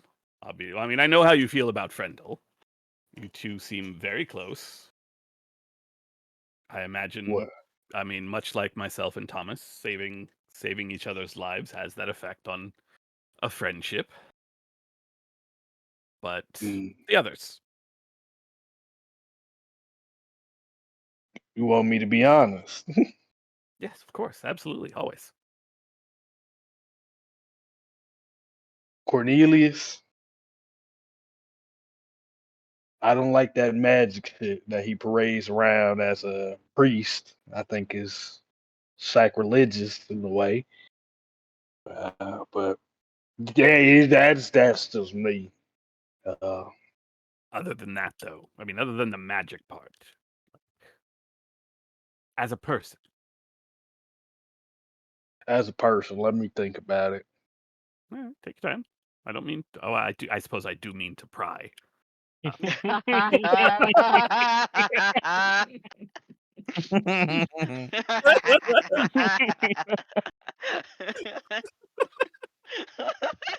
That really got me. Yeah, that's I true. got everybody.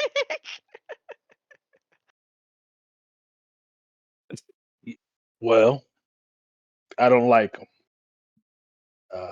Weak man. I ain't seen nothing to be interested in besides the magic.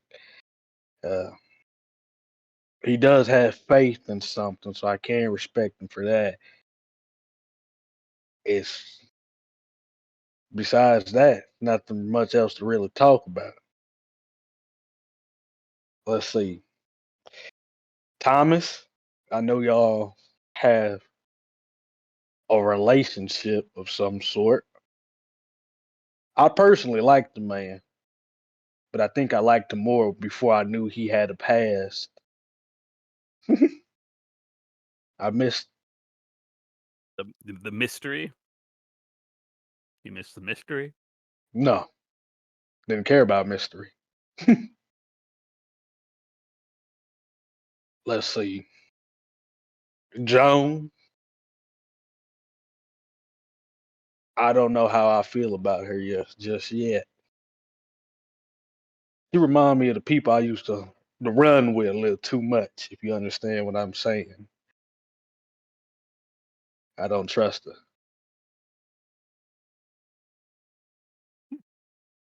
Let's see. Okay. Who else is there? You. Yep. Let's Abigail will flash a huge grin, smile more. you should smile more. You got a real pretty smile. I like you, Game's over. but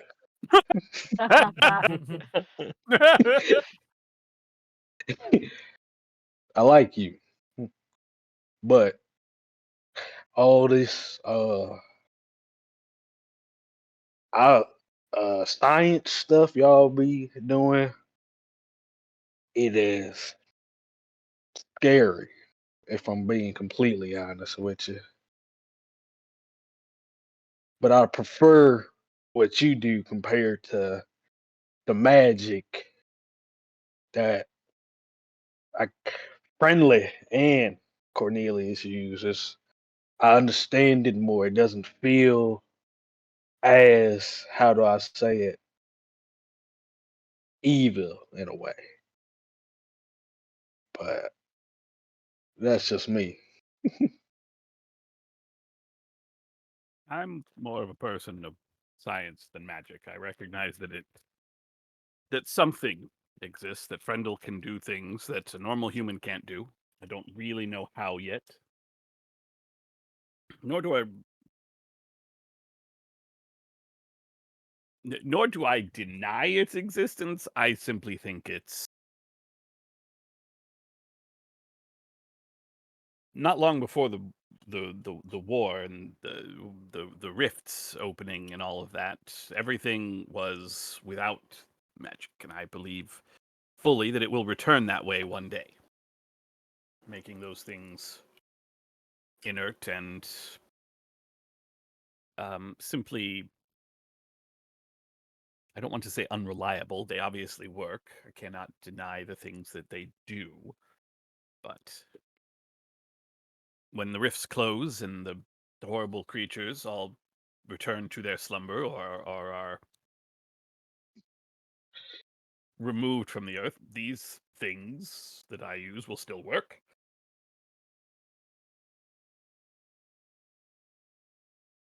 But the fact is, the rifts are still open, and those things still walk. So I would not begrudge them their power too much. Hmm. Pat his arm that she is looped through. Well, I do appreciate your honesty, but you have left out one person that I would still very much like to hear your take on. Who's that? Frendel, my brother. I mean, I know that you two are close, but what it is exactly that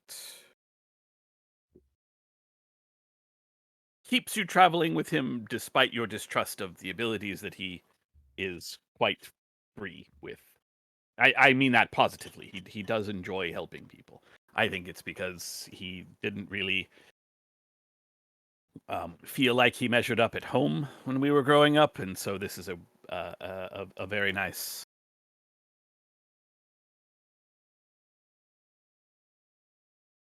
This is a very nice. What am I trying to say here? It allows friends to do the things I think he wanted to do when my parents were trying to drill anatomy and all sorts of other, I won't say nonsense because it's my daily life, but all sorts of other sciences into us, and Frendel struggled with it. So I am happy for him that he has these powers, which I do not. Anyway, yes, tell me all about my brother. I think you have probably spent more time with him than I have, as in time, like, sequentially. Hmm. As Well, adults, I mean, obviously as kids, but we're adults now.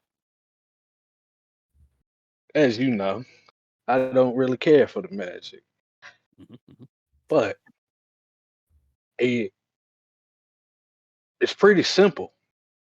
I don't understand the man. He is too nice in a way.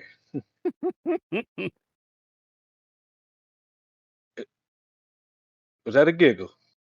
That was, yes, that is definitely Abigail laughing. Well, your brother there. The only reason why I'm still with him now is because he's a good man. I don't know why he still hangs out with me. Well, besides for protection reasons, there's no reason to hang out with me. Maybe he's trying to fix me or something, trying to show me faith. Honestly, it's kind of working. Honestly, it's not at the same time. You know, my daddy was a preacher. I believe you have mentioned that before, yes. My daddy was a preacher, and you know, in the Older Testament, magic was more common than you would think about it. But people that had that magic were not followers of God. They were follow. They didn't follow anybody. They followed anybody that gave them power. You know who gave them that power? Demons. That's what I thought your brother was for a long time. Real silver tongue. How you get involved with us? Can't be no good person to get involved with us. And then I saw him use that magic, and I was nearly confirmed that he was just as bad as everybody else around here. But then I saw his actions. He helped anybody that would talk. He would help anybody. He would talk to them. If they needed something, he gave it to them. He reminded me of my daddy a little bit. I don't like that, but I like him. So that's how I feel about him.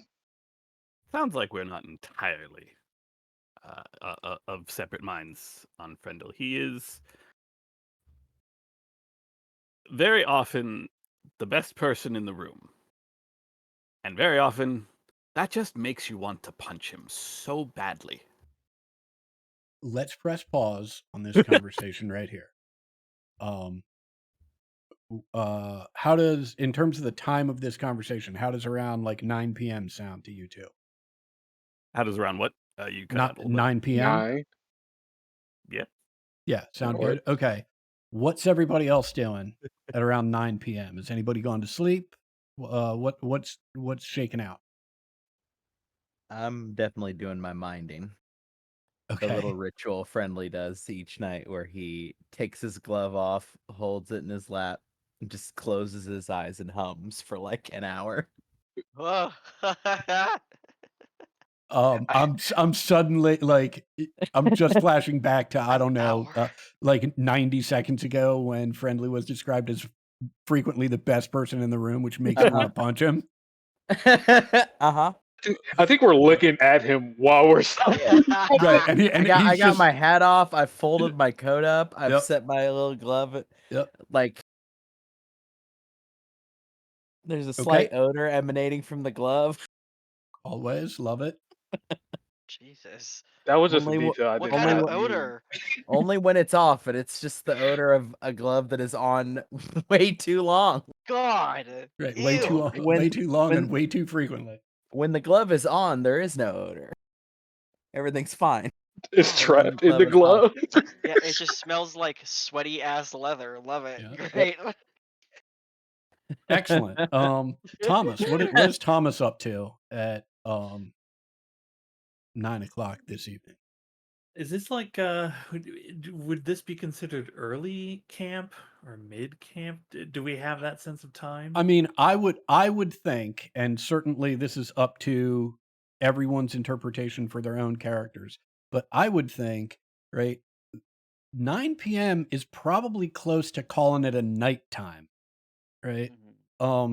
Simply Because we're getting up at, because like with the sun or Right. earlier, right? Right. I mean, your schedule is the sun's schedule at this point. Yeah. And so this is pushing late into the evening. Cool. Yeah. I mean, while people are still like awake, Mhm. I think in between just I think when I do patrol, like I fully walk away from camp a little bit to like make sure nothing is actually out there. Okay. I come in and I think I'm probably right now hanging with Juniper and Agnes, the horses. Okay. Yeah. Love it. Joan, what are you up to? I mean, I think if she's not already in bed, she's brushing out her hair and then getting ready for bed. So Excellent. Cornelius? He's definitely doing some Bible study as well as the Hail Mary, which is probably going to be a quiet under a tree, or not necessarily under a tree, but just away from everyone else, so he's not disturbing anybody. Okay. It's quiet to begin with, but he's just meditating basically.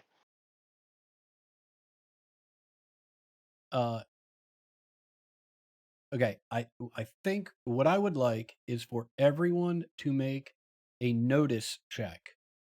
And everyone will have a -2 to that check. I think with the exception of Thomas, who will only have a -1. I appreciate the opportunity. I'm not making that check. Right. yeah. That totally checks out. Yeah, I'm not doing it. Good Lord. What the fuck? Yo, my eyes are good this evening. Yeah, Jesus. -1 is stop. a Hey! 14. So many of those. That Dear 12 is with God. the -2 figured in. Okay. Jesus. So All was right. my 8. I'm just humming. Okay. Yeah. Yeah. So to be clear, Friendly it is full on humming and meditating. Like there's Yep. nothing going on. Nope. Joan, you're half here, like half already venturing into sleep, right? As you're just sort of mechanically brushing out your hair as you do frequently before you call it a night. Cornelius, actually, in a very different way, but probably a very similar mind space to Friendly, you are going through the meditative process, right? Yeah, Of yeah, right. yeah. Kane and Abby, right?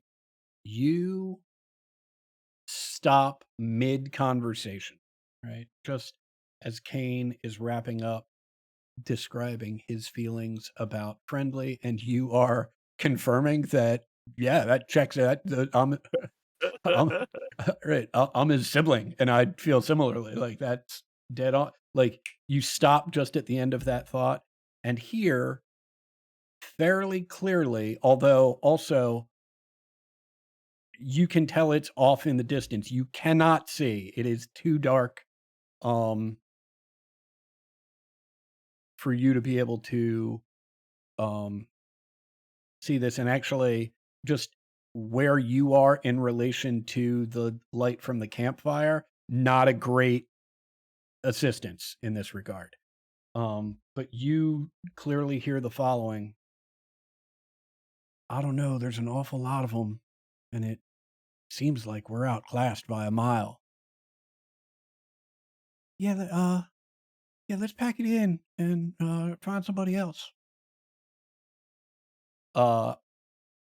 As you two are sort of looking at each other, clocking that you've both sort of heard that, Thomas, you run up and express, did you hear, and repeat exactly what was just heard. So the three of you are now in conversation about what was heard and what you would like to do about it, if anything. There's bandits. Not great ones from the sound of it. I'm grabbing my gun.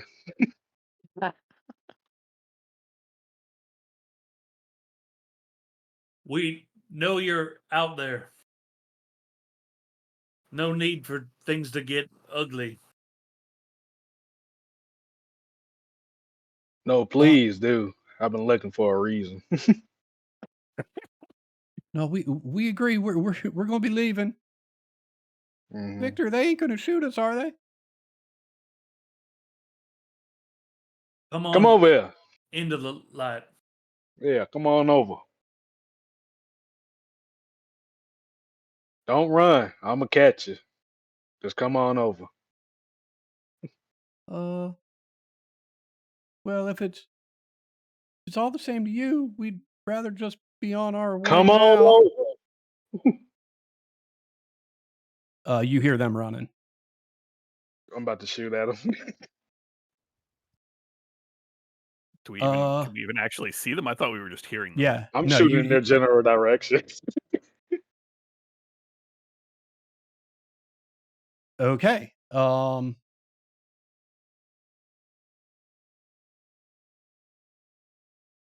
Yeah, I think. Well.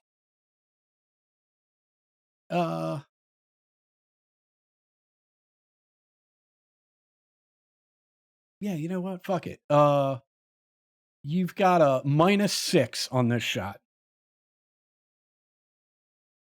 Oh, Like no. that. I like my eyes. I like my odds, he says. I think so. We're gonna do. Oh, I'm just getting pitch dark. There we go. Wow. Start. Say it. Roll.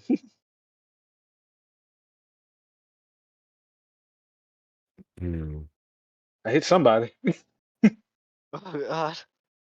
Yeah, roll that damage.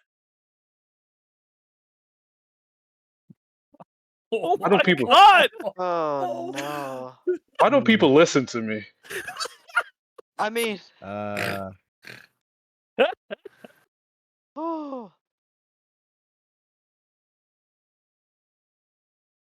That's so. Single gunshot rings out as you hear the footsteps clearly running away from you in the distance. You just hear somebody grunt and fall, and then you hear two voices, or you hear one voice screaming, "They shot Jason!" And another voice singing, "No, no, no, no, no!" What the hell is happening? I'm sliding David. my glove on and running off towards whoever grunted. They was running. I'm walking Bandits towards him. running. Bring your friend. Come into the light. Come on.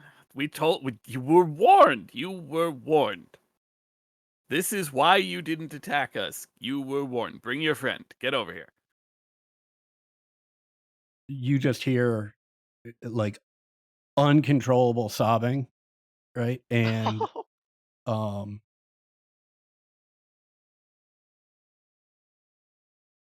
someone frantically like trying to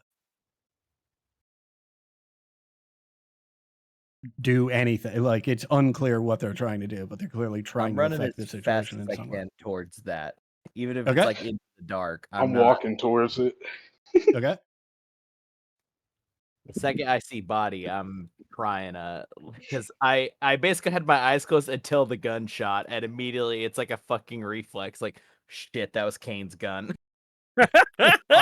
That's amazing. Yeah, give yourself a Like- penny for like not Just even like that's a one. gunshot. Like, nope, that's Kane's six That's shooter. Kane's gun. Eyes closed. That's Kane's gun. Oh, somebody Right. is probably dead. I Right. gotta try to fix this.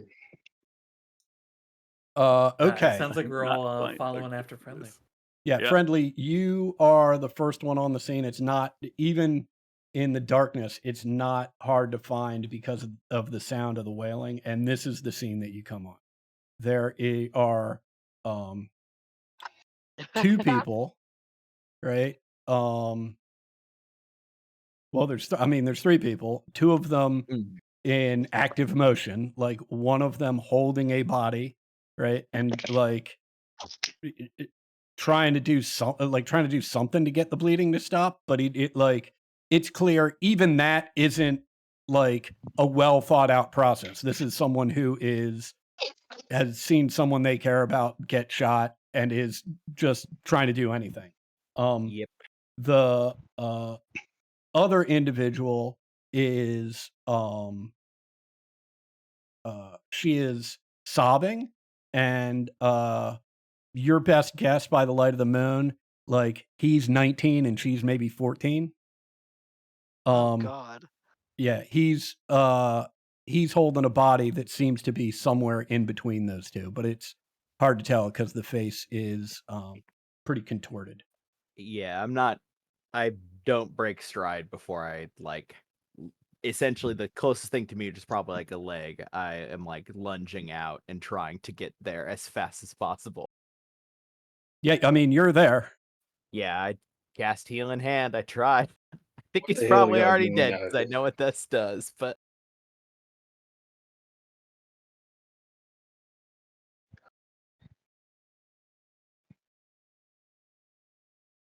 well, Yeah, holy 2 shit. wounds. I don't. If he's dead, it doesn't work. But Okay. if he's Yeah, at all alive, it just removes 2 wounds. Yeah, no, that's what I was checking. This has no effect. Mm-hmm. Yeah, they're up behind me. They can like see suddenly the area around us lit up in like a flash of light. Mhm. Just dissipates. I open my eyes back up, look down, stand back up, a little like face kind of hidden in the darkness. Mhm. Turn towards the group. He's dead. The fuck are y'all doing out here?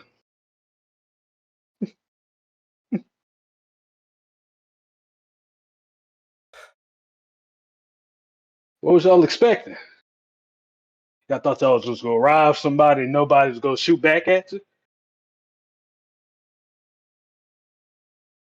Y'all think sneaking up on people was a good idea? Now look at you without a friend. The person holding the body looks up and says, "Without a brother, thank you very much." And Must feel real big shooting somebody in the back. I'll shoot you right now. You're a bunch of bandits who decided that we were too big. You wanted to find someone weaker. I really don't think you have room to speak.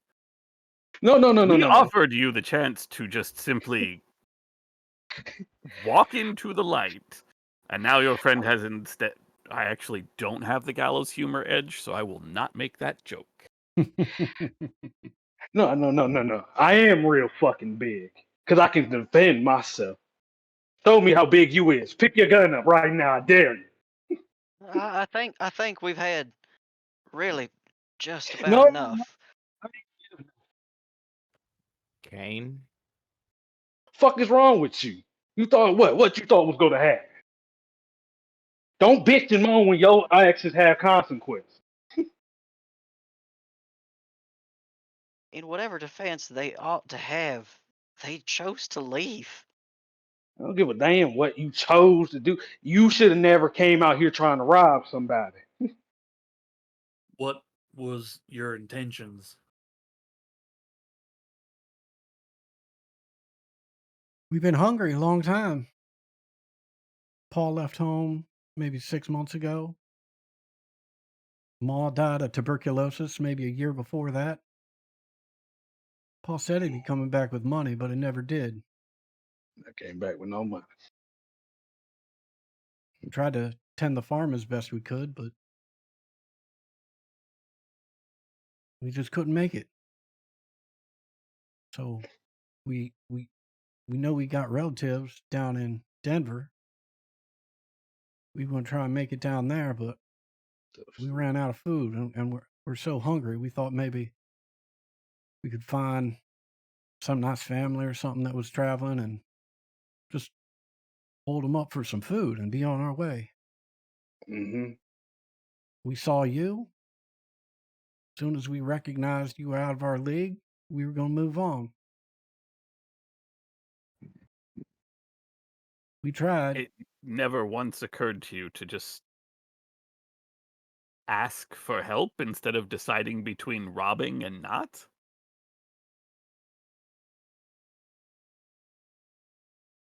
Well, clearly it didn't.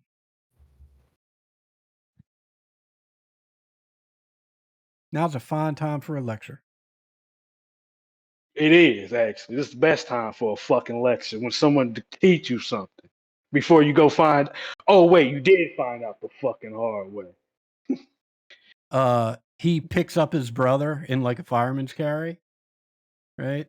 And he says, me and my sister are leaving now. We're Mm-hmm. headed to Denver to find a place to bury him. Unless, of course, you want to shoot us in the back as we're walking away. And they start walking.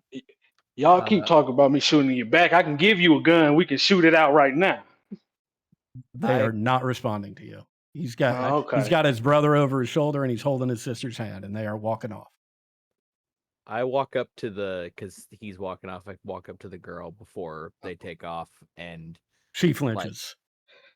yeah, I don't. It's fairly swift. I basically just reach in, hand like 2 things of trail rations and $20. Okay. I don't say anything. It's just Yeah. like I hold her hand out, Ooh. even in spite of the flinch, and just put it into her hands, and then gently like shove her off. Yeah, she doesn't really respond, right? But the oldest brother, he just sort of tips his head he nods towards you and keeps walking. Yeah, there's Hell out of here. Friendly space is very like dark as he turns back to the fire. Yep.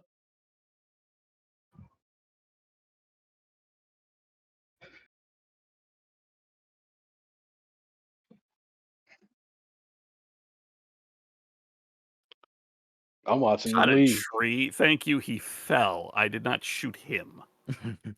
He fell out of a tree. Thank you.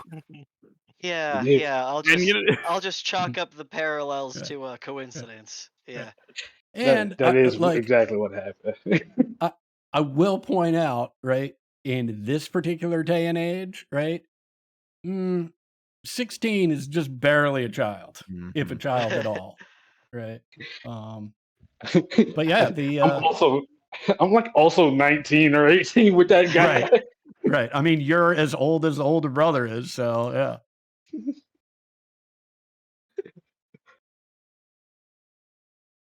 Sometimes it's easy to forget how desperate people can be.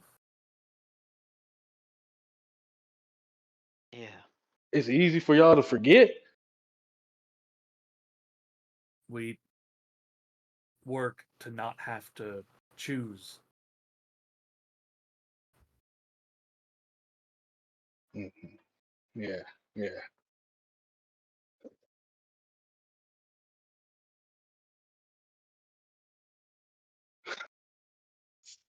All right, well, threat's over for the evening. Yeah. That'd be said. Yeah, Cornelius does not fall asleep until at least Kane does. Yeah, before laying down, Friendly like walks over to where Kane is, kind of kneels down for a second.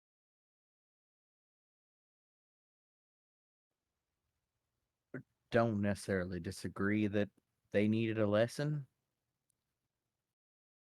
If you could do me a favor next time and try not to kill him with the first shot, give me a chance. Really, I'm being nice as possible, but my life ain't no game. If you go to try to come rob me, you better be ready to kill me, cause I'm ready to kill you. Well, not you specifically, but you understand what I'm saying. This ain't no fucking game out here. This is the West, the Wild West. I mean, from what I heard, they did not try to rob you. John, John, They John, did John, not John. try to rob you. I don't care if they tried or not. You should have never even started the attempt. They didn't. They Okay. came up on us, decided it was a bad call, and left. That is the sort of thing you're asking for, and maybe we should keep that in mind.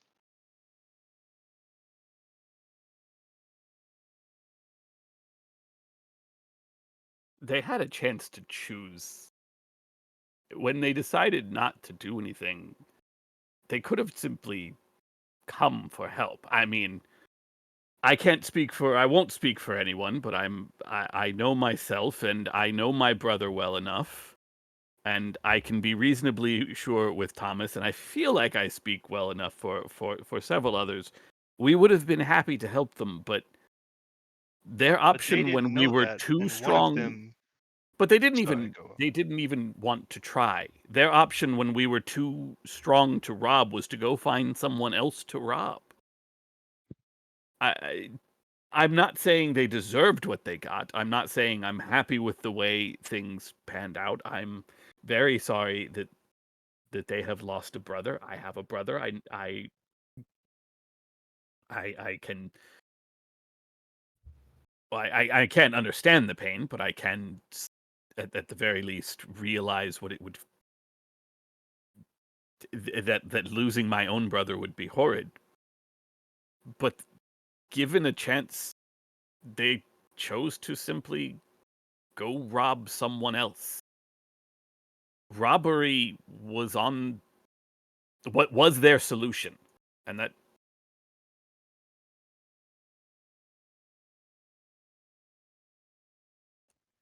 I don't know. When I was There there, should have been another option, but there wasn't, and I don't think that is our fault any more than it is theirs. I think this was just a very unfortunate situation. Agreed. when I was the age of all three of those kids, I was stealing from people. Not because I needed it, but because I wanted to and found it fun.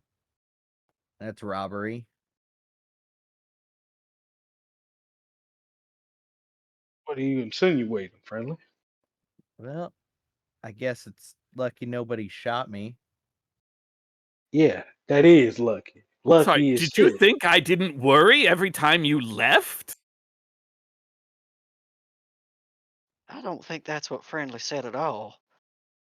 I think No, Friendly's I know making. he's making I the think. point that it's very lucky he was never shot. That was a worry No, for that everyone is else not. around. That's exactly what I'm saying. That's precisely what Friendly is saying. Is that if Friendly had bumped into someone who had not shown him the kindness or mercy that involves not shooting a robber, then you would never have seen your brother again. I think Friendly's making the point that in another life, he was the kid who got shot. And maybe we have the ability to not be the person who shot just some kid.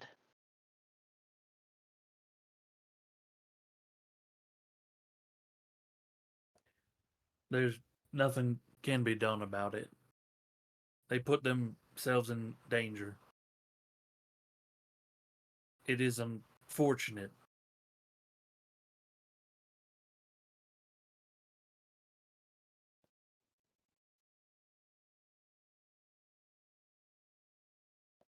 I relayed my anecdote. I'm not in the business of passing judgment on people. You included in that, Kane. Mostly just for something to think about. More information for you. About what? What am I supposed to think about, Friendly? Tell me. Friendly shrugs, gets back to his feet. Oh, okay. Everybody has a lot of judgments. Y'all heard that fucking little boo-hoo story from some kids. Fuck it, life's tough. You could have asked. I gave them the opportunity. They wanted to run, so I took action upon my own hands. And If we're them boys would allowed have to say that was a bad call. Cornelius, We're if them allowed boys to say would've that. came back and killed us all, then what? They weren't going to do How you that know? because they said. They said a And lot of people say a lot of things, Cornelius. I don't think you understand that. I lost so many people because someone said that they was going to do right by them. But you guess what? I lost them to this day. And I guess what? I'm never going to get them back. So I don't give a damn about what they could have done or what they will do. Because when they come to me, I am killing. I am putting my foot down.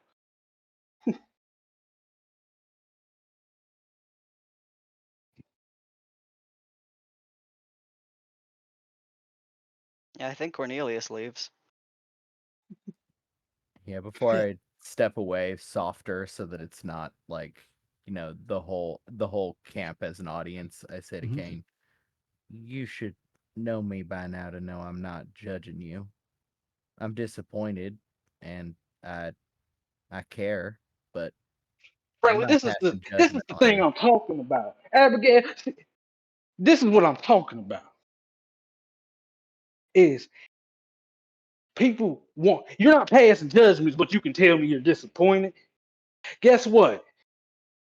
That's a fucking judgment. You judge to be disappointed in this moment. It's a feeling of what happened because you don't like my choices. But guess what? All of these choices I'm doing, honestly, is for the best of all of us. Because I don't know these people out here.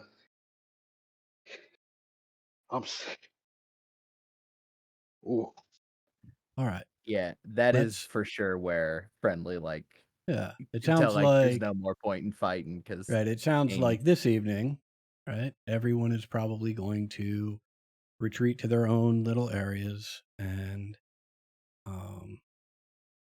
do whatever it is they need to do to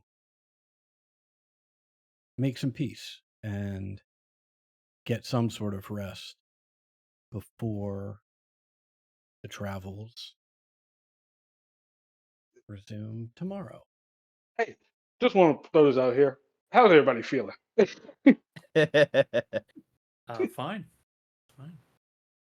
All right, fine, fine. yeah, I'm good. Yeah, I played a very angry character in the Yeah. moment. Just Yeah. wanted to make sure how we was feeling. Well, hey, I appreciate you checking in and acknowledging that you are playing an angry character and not necessarily you yourself being angry in this particular moment. Does that sound like an accurate description of what's going on over there, Oni? Oh yeah, for sure. Okay, excellent. I was fully expecting the heat. I saw the blast furnace door open and was Yeah. like, well, Friendly walks up to it and puts his face next to it. Yeah. Ah, Well, and just to be both fair and transparent, yeah, I know the backstory. I know where people stand on various things. I saw this particular blast furnace door open, and I took a match to the like jet of gas that was look, streaming out of look. it. Like this didn't happen accidentally, right? So, given You're all a of real. the yeah, I'm a son of a bitch. I get it. Yeah. For putting that 12, you're a real ass. Yeah, absolutely.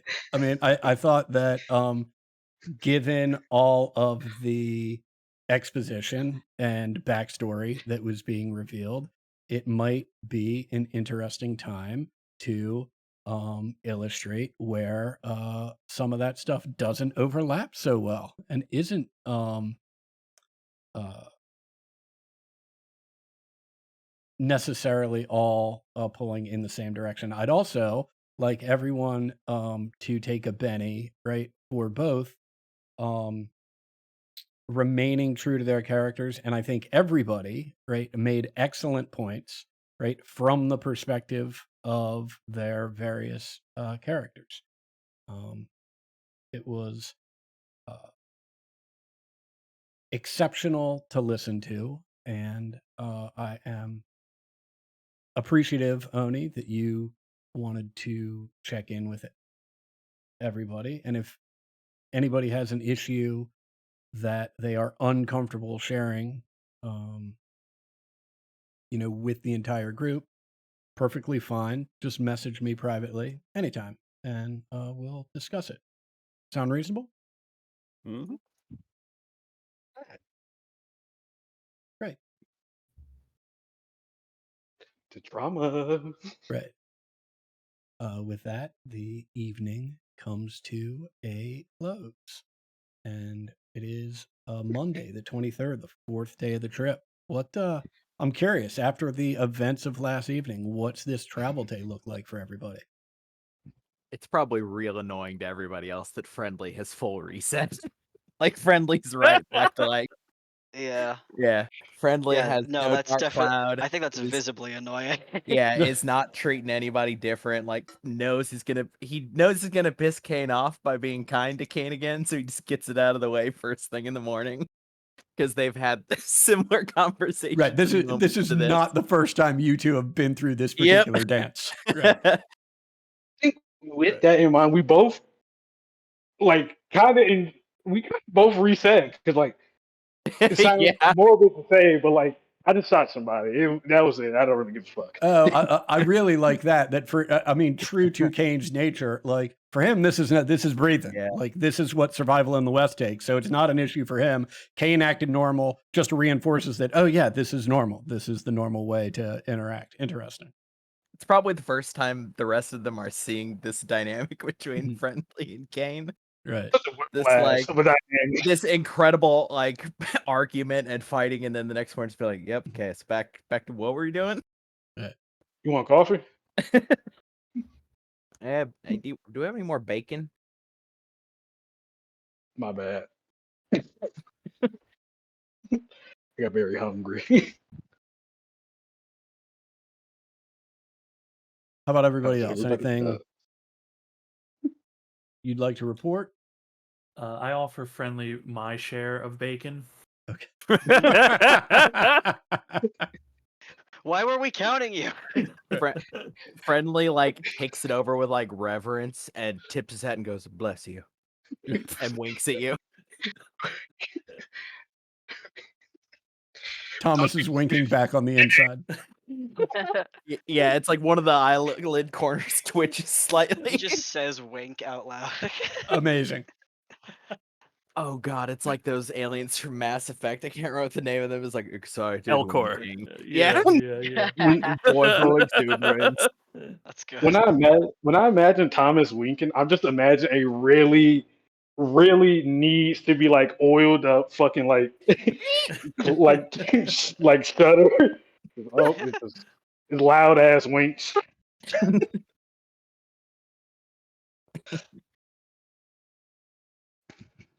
How's everybody else? Good. Fine. Yeah. Yeah, Cornelius is probably quieter than usual, but that's all. How long Yeah, Joan too. until Denver?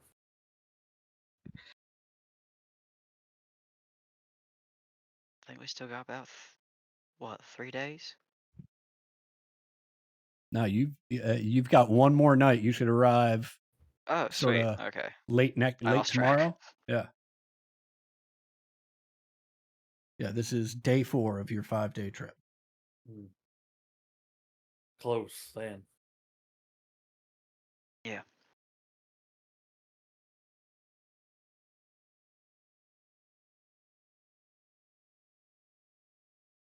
Be good to get to town. Juniper needs to see a farrier.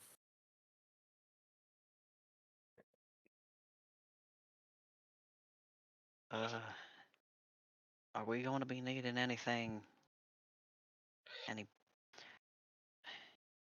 Are you expecting that we're probably going to be getting a call nearly right upon arrival? Or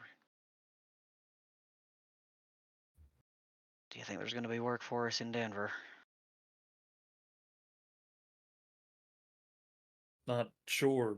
Sometimes we get a call right away, but other times it's a few days.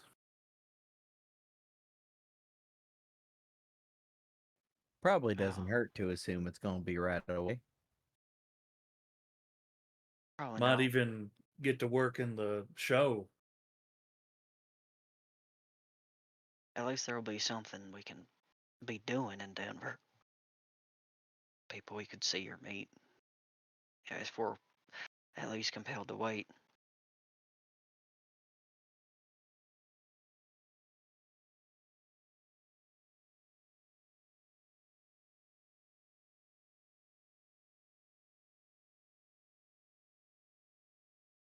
All right, as you travel down the trail, contemplating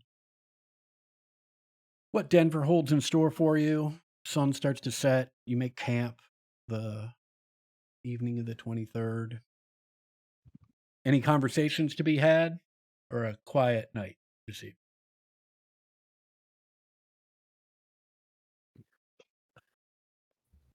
Friendly gets his once weekly harmonica practice in that he is not proficient in and doesn't really know how to Oh, play. that is perfect because I was about once to per say, week. without her usual exuberance, Abigail will find Frendel. And so I feel like I'm doing the entire camp a favor when I sit down next to my brother. You don't understand how much of a big favor you just did. He's been at this fucking harmonica for months now. Yeah, it's been in the entire time since Kane has known Friendly.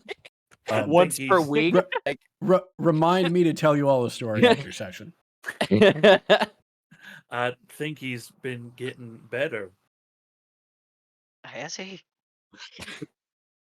I It's the still same enjoy fucking it. song. I mean, Mary Had a Little Lamb only has like 4 notes. But they're good notes. Yeah, and they're all in my ear. I'll get up and walk. One more time.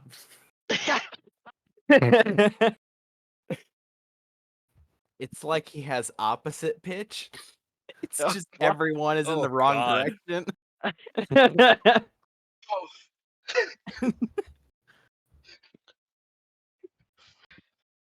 This is my jam.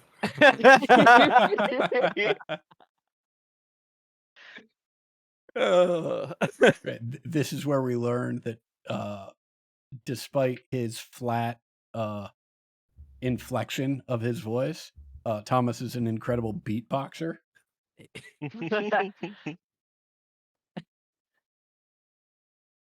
Jonas Yeah. just stuffed yeah. your ears full of Yep. wax. Oh God. It's Yeah. like part of the problem is it's like exactly 15 minutes of practice like once per week, so it is not at all enough to get any better. It almost makes it worse God. because there's no progress. You said 15 minutes, and I was like, that's Yeah. a good amount of time for our daily practice. Yeah, not for daily. Amazing. Uh, So as Abigail sits down next to him and interrupts his playing I with got 3 to 4 minutes left. You need me to- It's I if you don't mind, I think if we Mhm. could speak. I know it's been some time since we've actually sat and spoken, and I've spoken to everyone else in the camp, including Kane, and I'm Abigail, Joan, including Kane and Joan and Cornelius, and oddly, you're the last one I have to speak to. So I wanted to say I've been seeing you go around and socialize with everyone. I'm proud of you. You're doing great. yes, I am. Things Mhm. are going very well. Yes, you are. I say in a very quiet voice, do you want me to use the voice?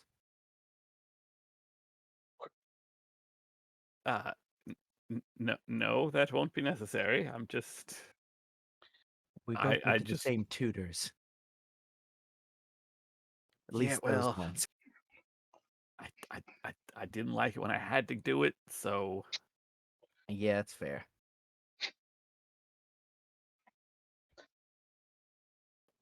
So how you been enjoying these folks?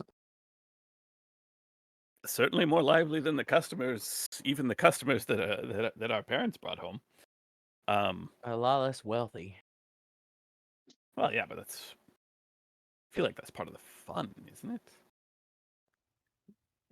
I mean, have you been around wealthy people? They just leave like really good food just laying there. You don't even it's not even stealing because it's just there. You can just like walk in their house and like take something, put it in your pocket, walk out. Barely So- stealing. I mean, yes, you did that to mother and father all the time. Well, We were yeah, wealthy. You do remember that, right? yeah, but not like. But that was different. It felt like. That's fair, I suppose. I just am trying to get a sense of. I'm trying to simply get a sense of how you've been and what like I said, I've spoken to Kane briefly, and I know somewhat of what went down in Santa Fe, but I would really love to hear things from your perspective. I did always Oh, enjoy when you came home with stories of everything you'd been doing. a weird one. Well, this one's a bit strange in that the fuck up wasn't me this time and didn't really relate to me. It was a fuck up that I got caught up in. I mean, I'm reasonably sure most of the stories I used to tell you they ended in me fucking up and running away. Which is this one has the running away part, but I'm somewhat unclear on what the fuck up was. I just know that there was one and that Kane was more directly involved in it.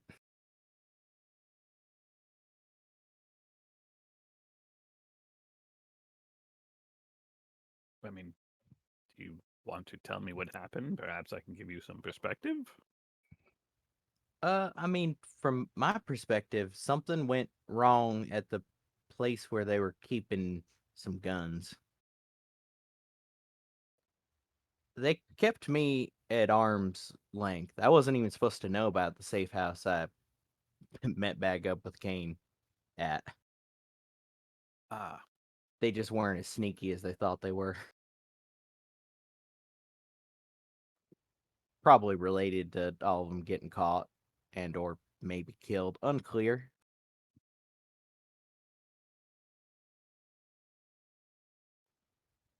For his part, in the time we've been doing we were doing our show for a bit. It worked well enough, but Kane is an incredibly angry young man. so I've seen. If you weren't taking lives, you just you got to try to not hold it against him. I mean, some of my talking about the things I did when I was their age is just as applicable to the things I was still doing when I was his age. No, yeah, I'm not deciding anything either way about Kane. That's simply a thing that happened. I suspect many of us have our own moments. We'll have more. He is certainly bent on protecting himself and on survival, and I suppose if I hadn't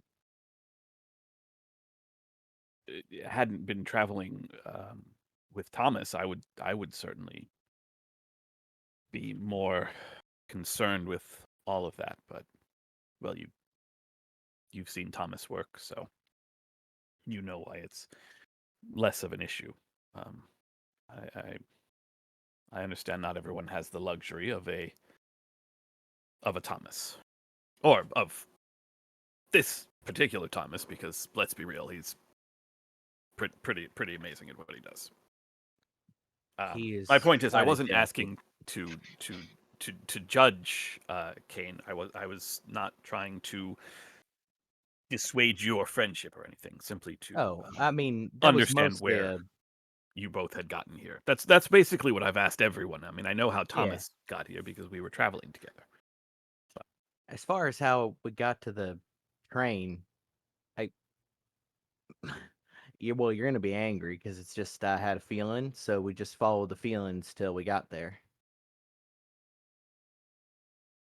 Abigail takes a deep breath. He smiles. You and your feelings. You and your feelings. There's no way in hell you said that to Kane. I did not. Yeah, no. That is not the version that was said to Kane. The version that was said to Kane is I got a lead. It's always I got a lead, and then the next place we go, it's like, yeah, I got another lead.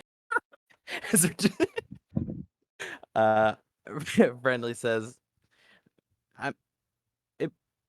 I mean, you haven't really asked me about that either, have you? About what? And He wiggles the fingers on his glove. yeah, I was gonna say Abigail gives that look of somebody who knows exactly what you're talking about, but still asks the question. Yeah, he wiggles. It's like the punt back, like wiggles the fingers on his glove, forcing you to say something. All right, fine. What is that thing? Can I look at it? Will you be mad if I try to take it apart? This is the fourth one. Don't take it apart. Okay, so it's not this glove. It's Lost. simply gloves like this. Okay. Right. I lost 2 of them to dogs. One of them got stolen. This is the fourth one. I was not on camera, so you can't see, but Abigail has the same reaction that I did, which is just opening the mouth, like open your mouth like you want to say something, you want to ask a question, and just don't. When we were in the safe house, we had a lot of time to. Honestly, it was the most time I had had maybe in my whole life to sit and think about anything without being able to move or go anywhere or talk to anyone. His eyes flick over to Kane, flick back to you, and I didn't. It's not like I heard a voice that said, it's not that like road to Damascus thing where you get it and then it just says this is what you're gonna do. Instead, I heard the hum, I heard the voice, but no words.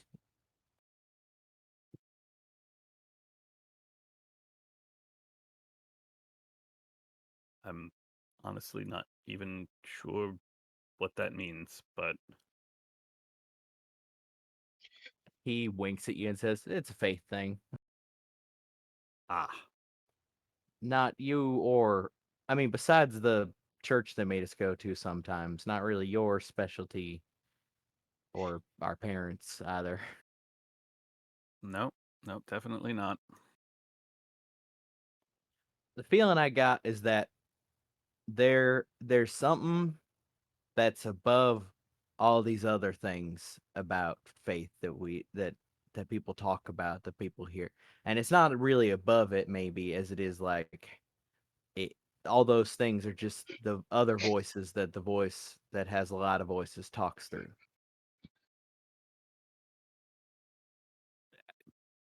I'll be honest, Frendel, that I'm sure meant something. I'm Mhm. sure there was.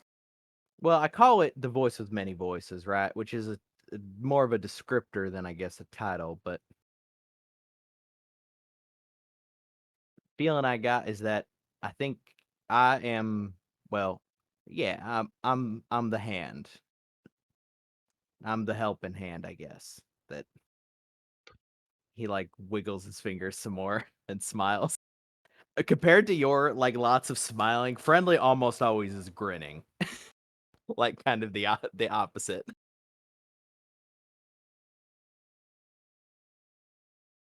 Well, whatever it is that has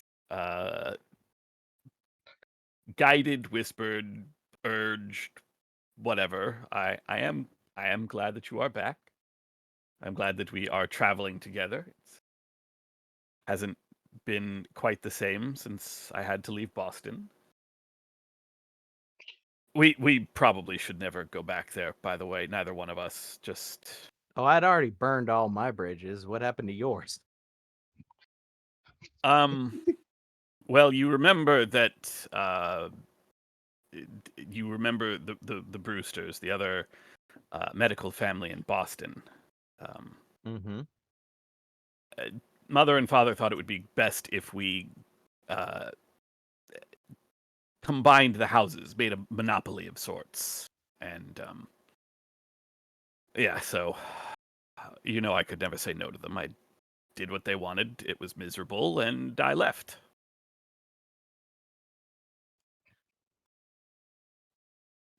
For what it's worth, and this is not a new apology, but I am sorry for what they did to you because of not just because of me, it's because of who they are, but because of what I Yes. was like. No, Wendell. It was because of what they were like. They wanted everything to be precise. They had a dream. Honestly, I'm not even entirely positive I lived up to their expectations, but they wanted what they wanted, and they didn't care whether that was what we wanted or not. So, I am in no way, shape, or form ever blaming you for that. Never felt like you did, just it's when you're a fuck up, you think it's just gonna be your problem. And it felt like it was just my problem. And it wasn't until way too late that I realized that that wasn't how it actually was. Eh, I think even if you had been there, then they would have done many of the same things. Even if you had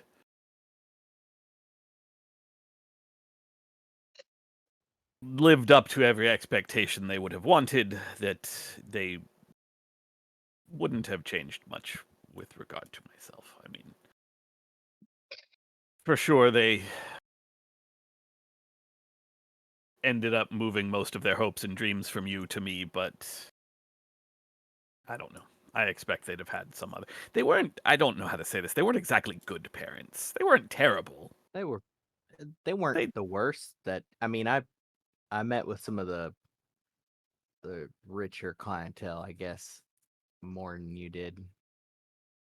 At least before I left. Yes. Well, I've had considerable time to reflect on the choices they made, the choices that I made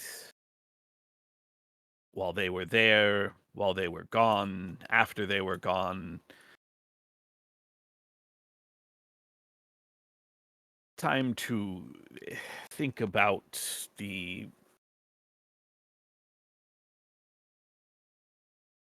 I don't know a word other than mortality, really, of where that has driven us both throughout our lives. You with your stories, which I loved as a child, and now fully. I mean, we're the same age. I had no real excuse to think that they were anything other than what they were, but They were only like a quarter were lies, well, it's which is pretty good for me, honestly. it is. It is. And I knew that they were lies, but I mean, the embellishment is what really made it, you know? Speaking of, I guess the opposite of embellishment. Whenever you want to talk about that hit you got, just let me know. Oh, there's no need. Um, You're walking funny. oh, the hitch in my step. Oh, no, that's fine. Well, I That's guess just actually, now that you say it, both versions of that word.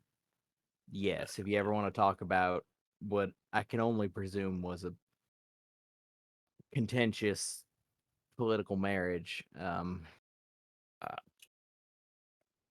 but also you're doing a good job of masking it, I'll say. it's But yeah, not things to worry about. The hitch will work itself out. The other one has already been worked out.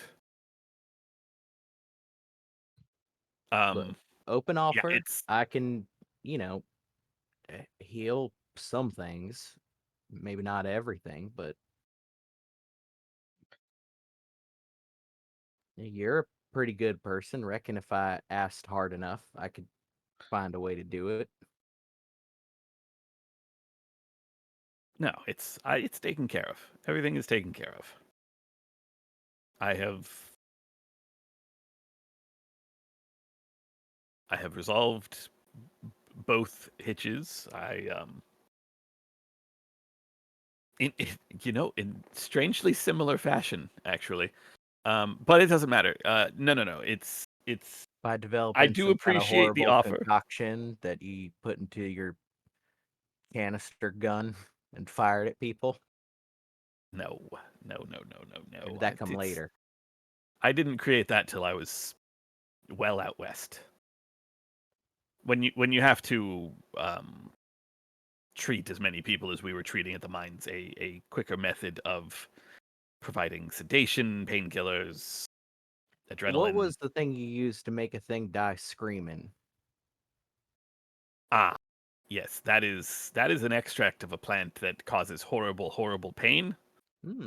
Um, that I created late in my career at Hellstrom, pretty much the day before I had resolved to leave. I created that. So Do they have the patent on that? no, Did you leave no, your I, good? I Okay. when I left Hellstrom, I took everything That's good. that I created. I do have a friend there still, so I occasionally get word of what's going on. But we have gotten very wildly off track here. I actually came to you to Oh, find it's out. been on track as far as I could tell. Yeah, of course. You You wanted like a general evaluation of each person.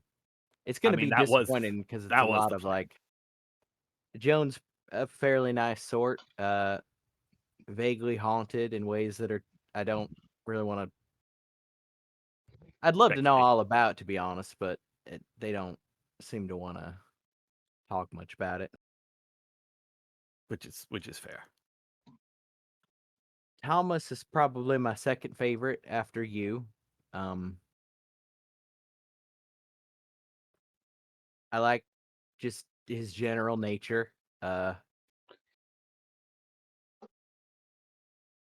You seem to be thriving socially, which is admittedly strange, but honestly, I'm really, again, I know I said it earlier, but I'm really proud of you. I've already spoken for Kane. Cornelius is man of the cloth, but I, I, I I am curious about like what that Cornelius does some of those tricks that don't. I don't know. I don't really know what.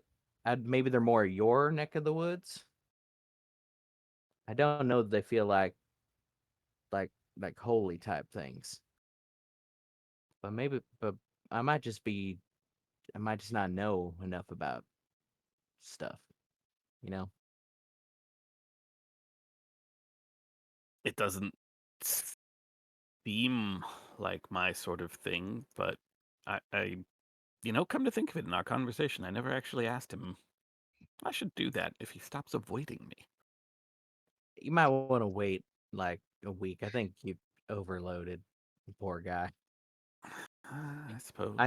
Honestly, it's a delight to see you trigger that reaction in people because I've been there since we were children, since we both started speaking. You've come a long way, and in a lot of directions I don't think you would have appreciated when you were younger.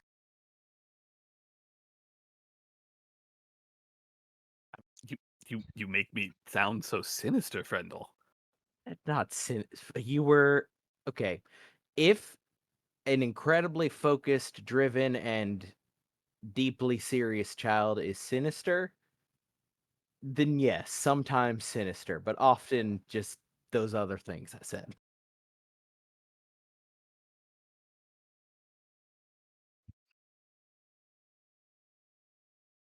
Okay, all right, well. I mean, you were my best friend, so like I clearly liked it.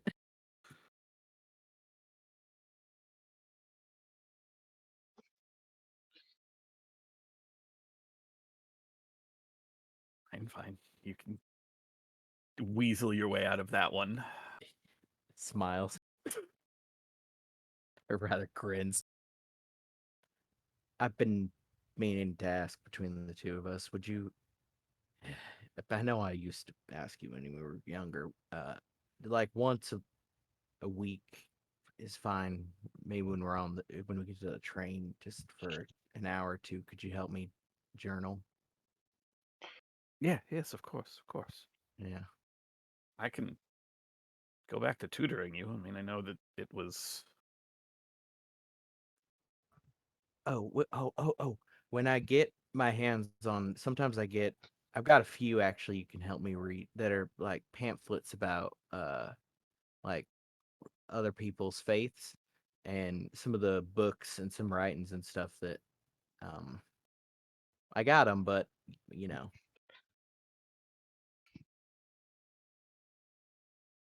Um, sure, yes, of course, absolutely. he like reaches an arm out, the one that doesn't have the glove, and like puts it around your shoulders and pulls you into a hug. I Yeah, did miss you. me too, Frendel. Me too.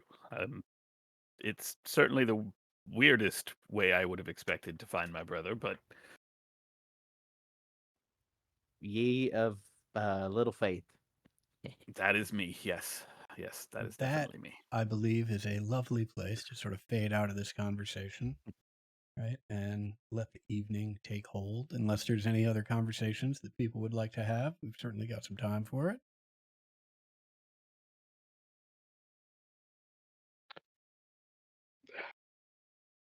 My hands are up. I ain't got nothing.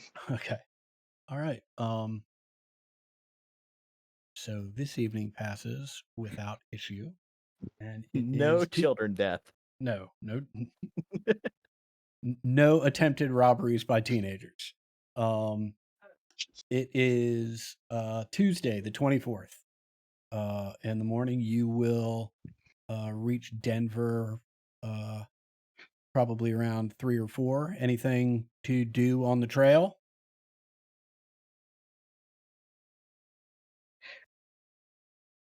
I will First- wait until we get to Denver to try to corner Cornelius. First Okay. thing in the morning, I get the last 3 minutes of harmonica practice in. You asshole. You absolute fucking dick at the crack of dawn. Just gotta get these 3 minutes in. Fucker. Look, Um, parents told us all about discipline. I'm trying. Right, He all right. earned these minutes, y'all. You Yeah. gotta. We agreed on this.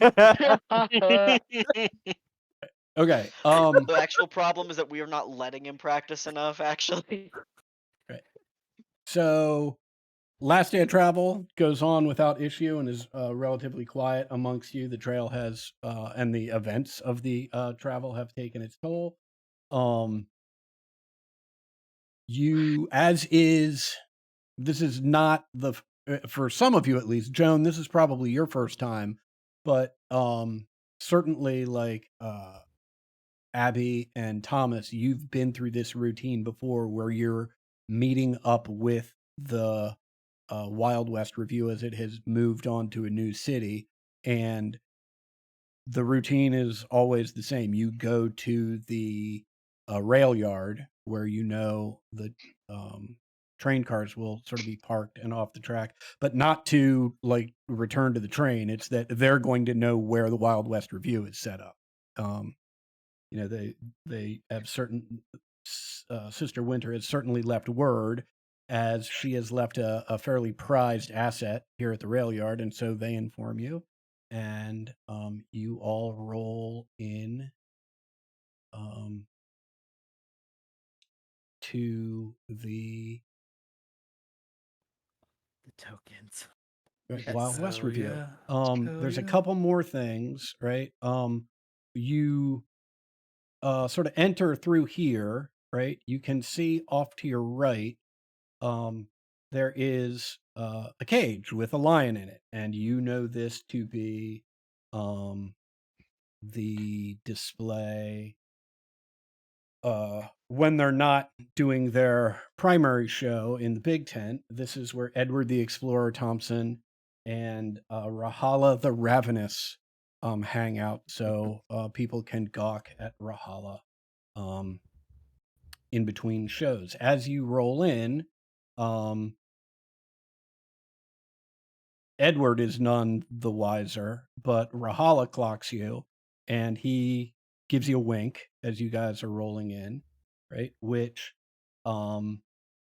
is, the longer you've been here, the less that is a unusual action, because as you know it, Rahala the Ravenous is his stage name. His actual name is Daniel.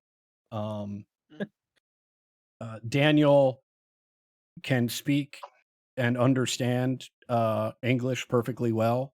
And in fact, you know that Edward is in fact not an explorer of any sort, but was a technician at a zoo in Kentucky who, upon learning of Daniel's special ability, broke him out and didn't really know what he was doing, but just knew, like, not cool to keep this guy in the zoo, right? Let's find something to do with him, and got lucky and found this place where Adam, yeah. This is a talking lion named Daniel, but has a stage name of Rahala the Ravenous. I love it. Correct. I love it. Correct. All right, he and I are best friends. We are experiencing Okay. the same thing. Okay. Also, I'm gonna give the Called kudos. I shotgun. love Daniel for the name of a lion. That's funny as fuck. Thank you. It's very good. I appreciate that was recognized. Thank you very Yep. much. I got two things really quickly. Yeah. First, since we're in Denver, I'm gonna let this be known that Kane is more. He's on the lookout more now especially after how that boy said he was going to Denver. Okay. Excellent. And number two, I love how funny it is for you to just say, "Oh, this line right here, yeah, Yeah. that's my guy. Yeah, that's my that's fucking my guy." guy. Right. Look, I was already thinking Called of getting shotgun. along with the lion really well, but that he talks is like, Yeah. oh yeah, for sure. He actually understands exactly what's going Okay. on. Over here to your left as you're rolling in, right? Actually, it's easy to tell right now the tokens that are not patrons but other employees that I have yet to find actual art for they're just the white ghostly tokens because I don't have Yeah, them. people. Yes. Over here is the individual you know as Jane Stevens, but her stage name is Professor Ingenious. And she is super excited that you've returned, but as you all know, does not give a flying fuck about four of you, right? And only cares about Abigail because Abigail has some relationship with Thomas, right? Who Professor Ingenious is infatuated with because Professor Ingenious, her entire show is automatons and Turks, really.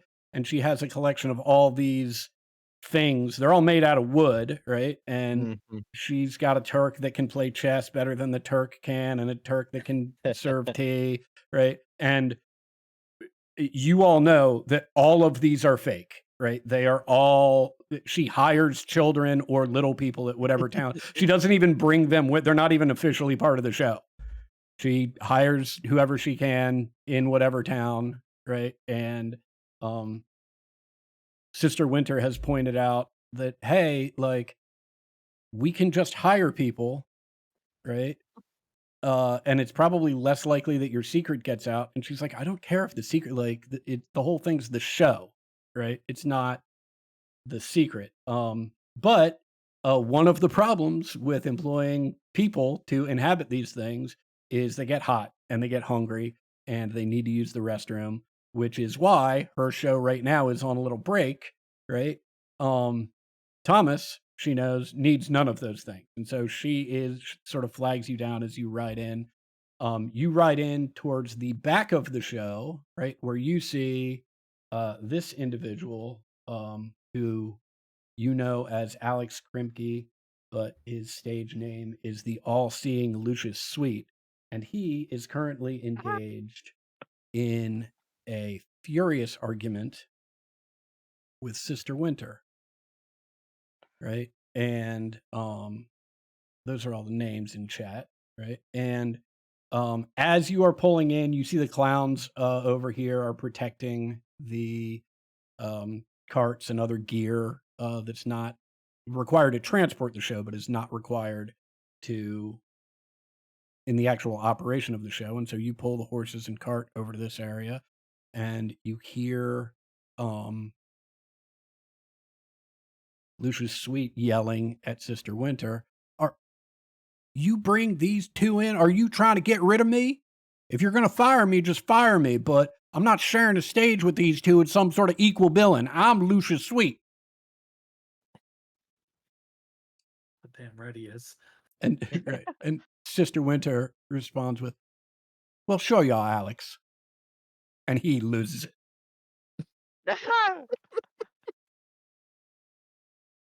Okay, but he's So right, this is though. right. I'm sorry, I'm on his side. Right. Immediately. He is the Right. all-seeing Lucius Sweet. Right. This is known. Right. That is true. So this is what y'all return to. And it's late in the afternoon. And there's sort of a lull between the midday crowd, like primarily families that have sort of made a day of it, right, to go out and see the show. Daytime show has a a more sort of family feel to it than the evening show does. right? And the families are mostly filtered out, although there's some people still trickling around, and it'll probably pick up in a couple hours just before sundown, where the sort of second show takes place, and there's a little bit rowdier of a crowd. And y'all are free to wander around or engage with whomever you want, or go just sort of do whatever you want. If there's anything you would like to do, we'll just say that you have returned the cart and horses, so that has been accomplished. Okay. I'll remark to the group, well, looks like there's still a show yet to come, and like nod over by Sister Winters and this guy arguing. I'll catch eyes with the professor lady who Yeah. was flagging me down, Yeah, down here. and yeah, I'll wave to them and just say, on, see y'all around, and then I'll head over to her. Okay, she starts running towards you until she sees that you're headed towards her. And she will go back to the tent. Hell yeah. As I cross the yard, I turn, catch eyes with Daniel, and just give him a tip of the hat. Right. Daniel lets out a furious roar, and these onlookers all jump back. Yeah, I like that. I like it when he does that. I think it's funny. Honestly, Cornelius jumps. Okay, awesome. Oh man, this is my moment. As everybody is going off, I am going to wrap around an arm around Cornelius's shoulders, and I'm going to walk him off. Yeah, hell yeah. Hell yeah. He's clearly walking in another direction. Right. He does not, but cannot resist you if you pull him another way.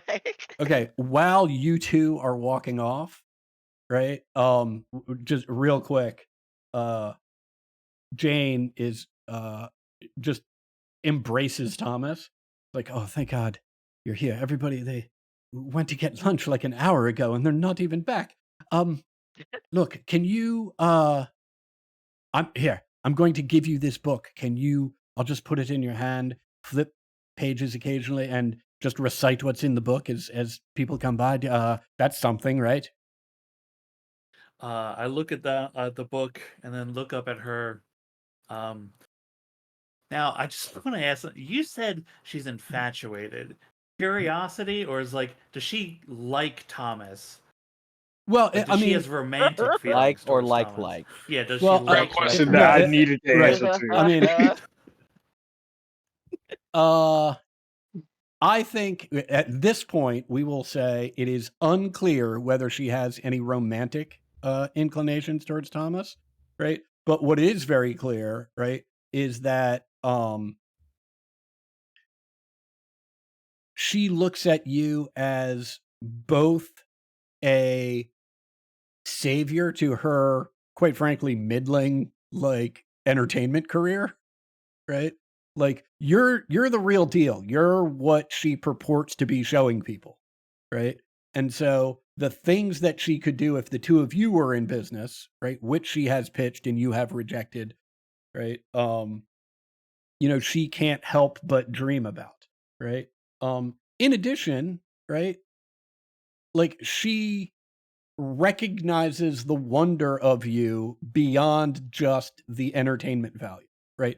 This is not just a transactional, like, oh, he can do this for me, so I like him. No, she genuinely likes you, and she genuinely marvels, right, at the technical wonder that you are. And in concurrently with that, she's like, oh man, like if I didn't have to scurry off the train in every new city we got to and start pressing coins into school children's hands, right? That would be awesome, right?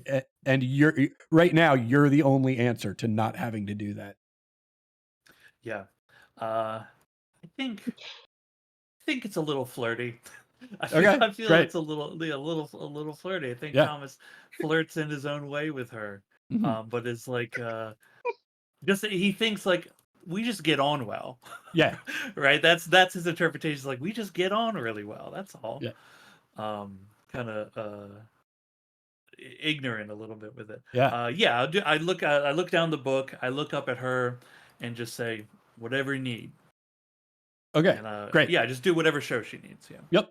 So you head into the tent, start doing that, and now we'll head. Sorry, I appreciate that, Ted and Max, but we will go to Abigail wrapping her arm around Cornelius's shoulder as he jumps at the roar he's heard dozens, if not hundreds of times before, right? But still makes him jump. Yeah, the first time.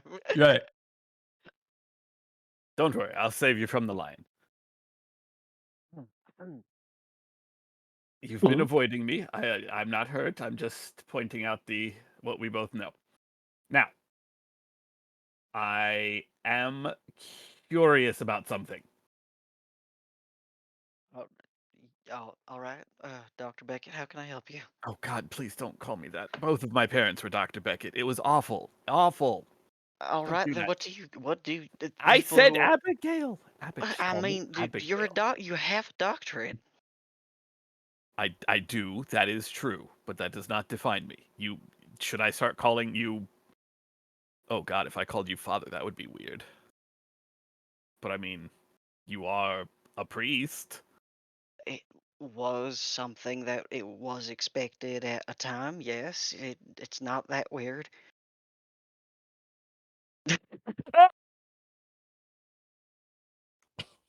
Sorry. No, you're not. No, you're not even a little bit. I'm really not. Thanks for calling me out on that, Ted. God damn it.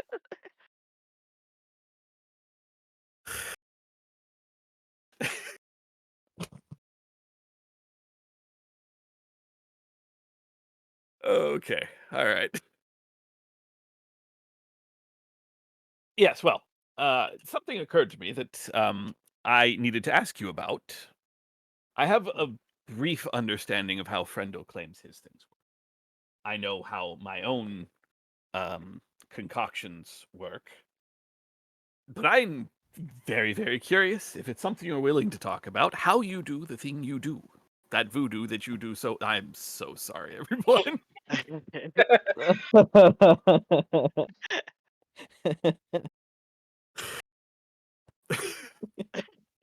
That was great. That was great right there. He is not subtly looking pretty much everywhere else.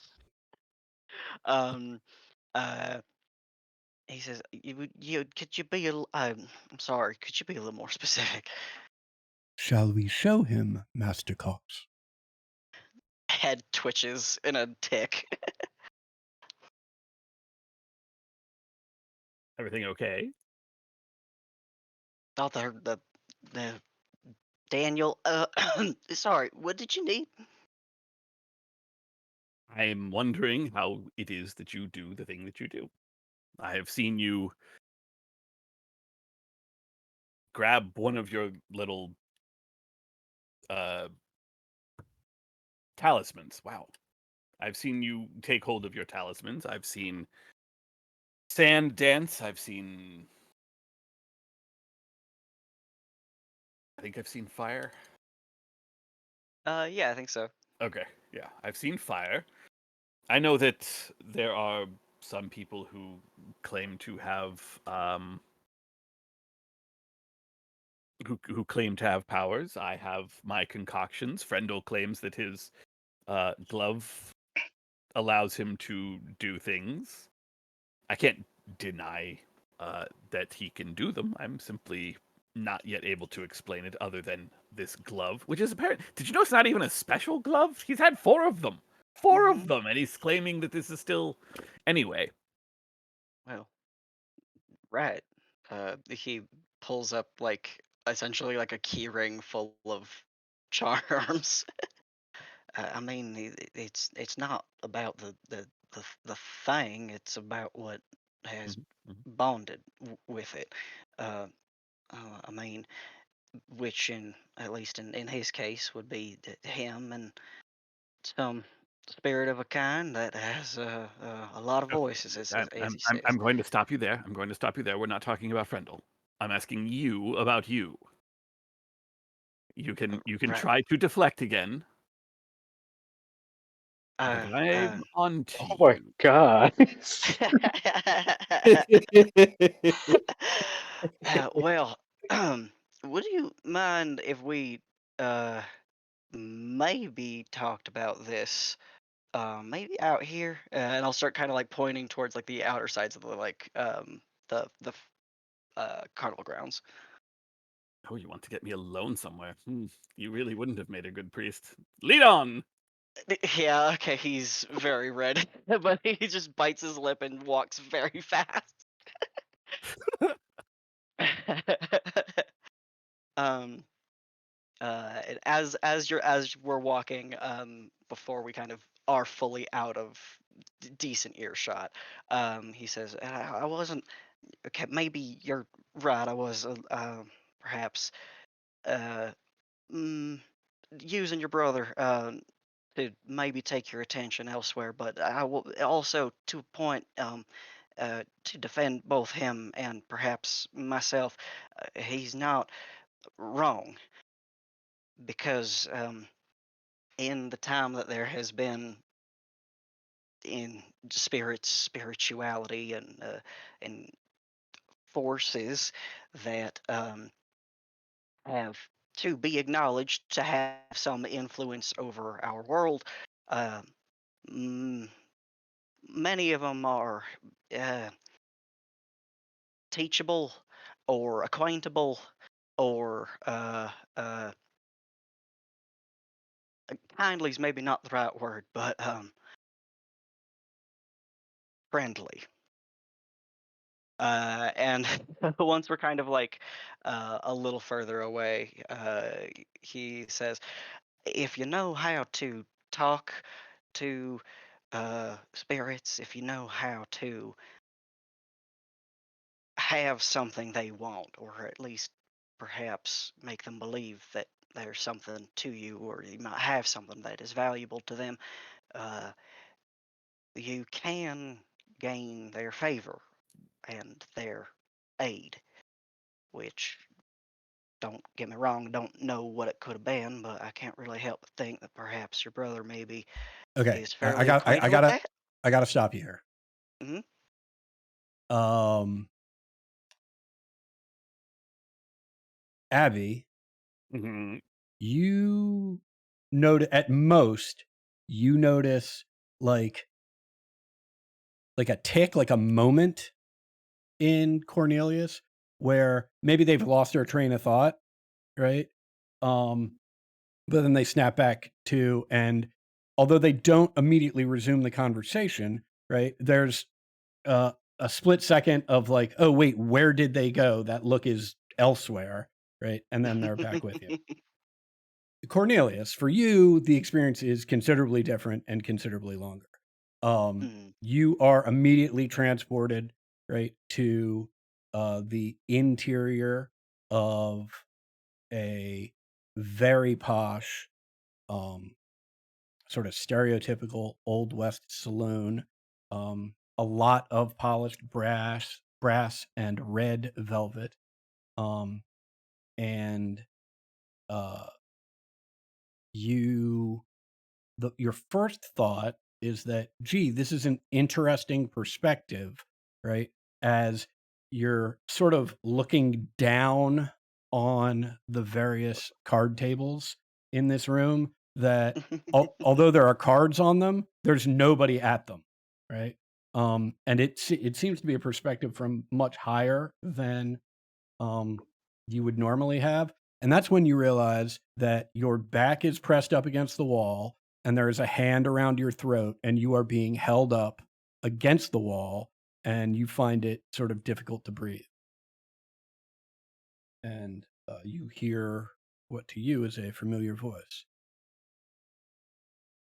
Master Cox, I'm afraid I must correct your explanation.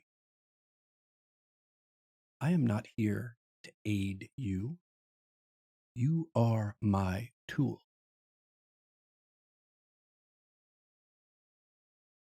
I do as I wish.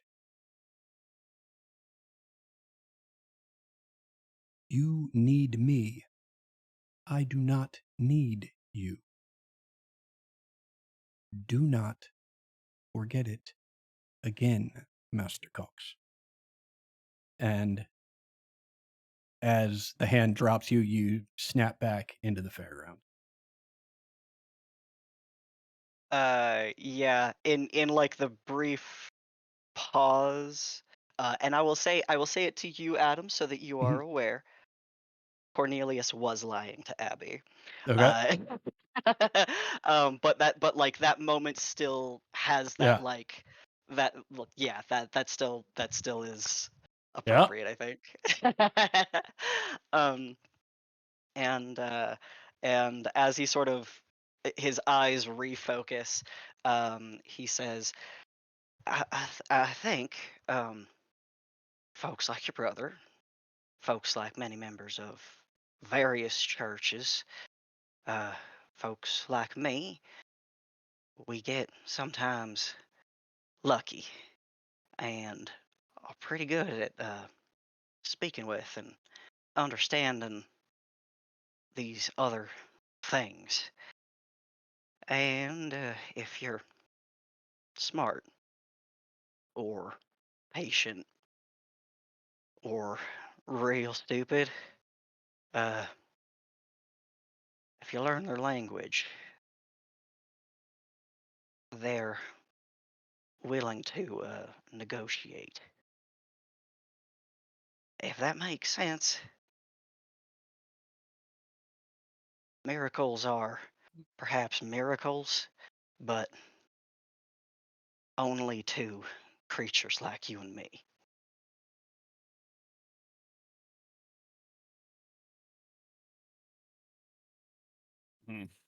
I suppose I don't really believe in miracles. I don't believe a significant amount of the things that Frendel uh,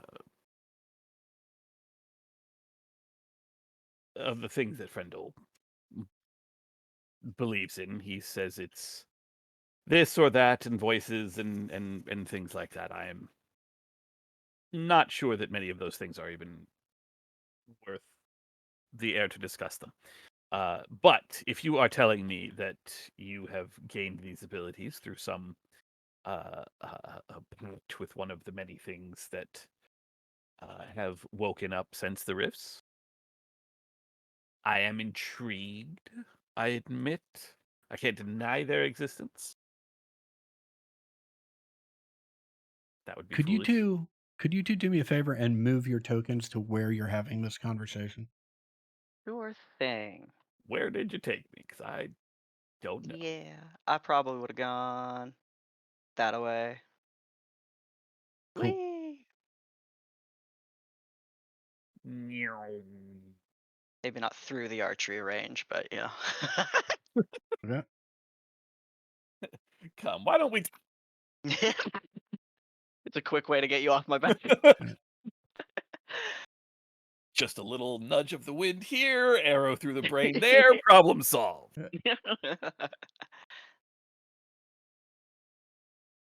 All right, well, I am fascinated by this. I wanted to take Frendel's glove apart, but that doesn't seem to be the key to his thing any more than your so if they're I have to know if they're not necessary, why pull them out when you like I have and she just pats the weird breech loading pistol on her hip. I have this for when I need to for when I need to, and I have other contraptions for when they are required. But they serve that purpose. They are necessary. They are not simply. They're not like Frendel's glove. Fourth glove. Fourth glove. I'm just curious why. I'm not telling you not to. I'm not not saying, that's weird. I'm so very curious.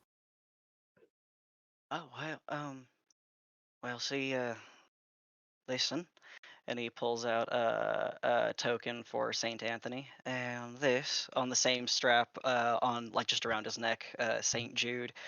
Well, they're from my folks. Um, very superstitious, perhaps. My mother comes from Ireland. They out there, folks are very, very much acquainted with these sorts of spirits, and you get out of a token what you put into it. If I say that this here is going to speak to Saint Anthony and help me find things that are lost or missing, then whether or not it is Saint Anthony, something is going to listen.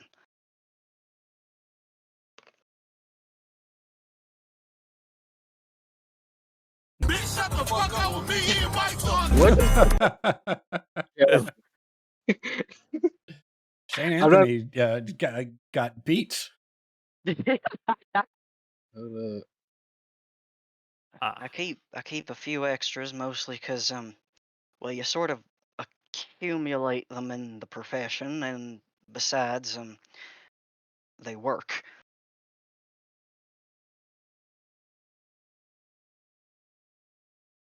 I suppose, although you said that they don't actually do anything. But whatever works for you. Maybe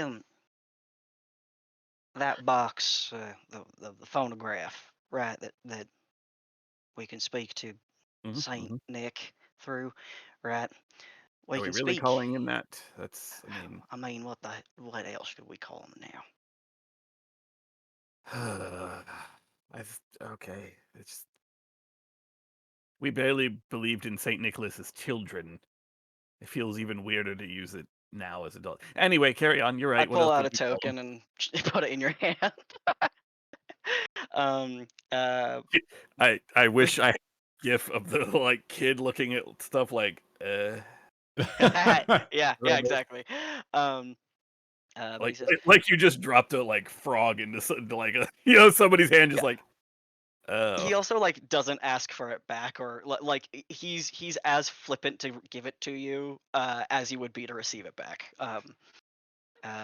But he says the machine inside the box and the speaker on the other side, that's what matters. But we speak into the phonograph mhm. like that. Yes, but the phonograph. Anyway, okay. I don't. This is I. This doesn't. Yeah, I wish I understood it better, but like I said, it's just sort of some people can talk to them, some folks can't. I do appreciate you taking the time to answer my question. I do appreciate you explaining. We are going to go back, at least as the map is oriented towards the top of the map, where Sister Winter is at first waving and then explicitly, Joan, come here. Could you please explain to Alex here? I'm sorry, Lucius here, that this is all going to be taken care of. Lucius Sweet is the star of the show. That's not going to change. Daniel's working on a solution. He's going to figure this out and figure out a way to integrate these two to make your show even better and make your star shine even brighter. But he's not listening to me. Could you take a shot at it?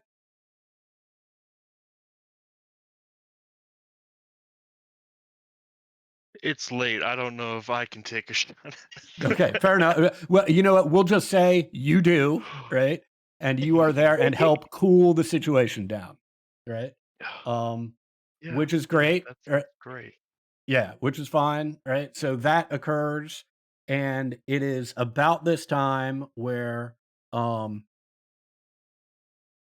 Abby and Cornelius, you hear it first, but everyone hears it pretty quickly there and sees it quickly. There is a big dust cloud from the south, and as it and the sound of hoofbeats, and as it gets closer, you can see it is a wagon with a big sort of structure in the back. And as it gets even closer, it looks like that structure is some big sort of cage.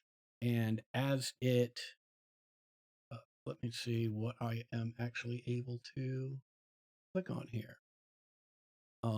As it pulls into town, you see and hear the following.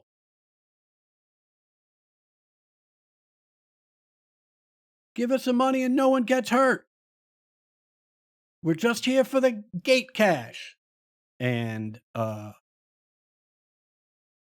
at which point, one of the people in this rig opens a door to the cage, and you see these things pop out. And as you do, you hear somebody scream, "Tumblebleeds, run!" And they look like...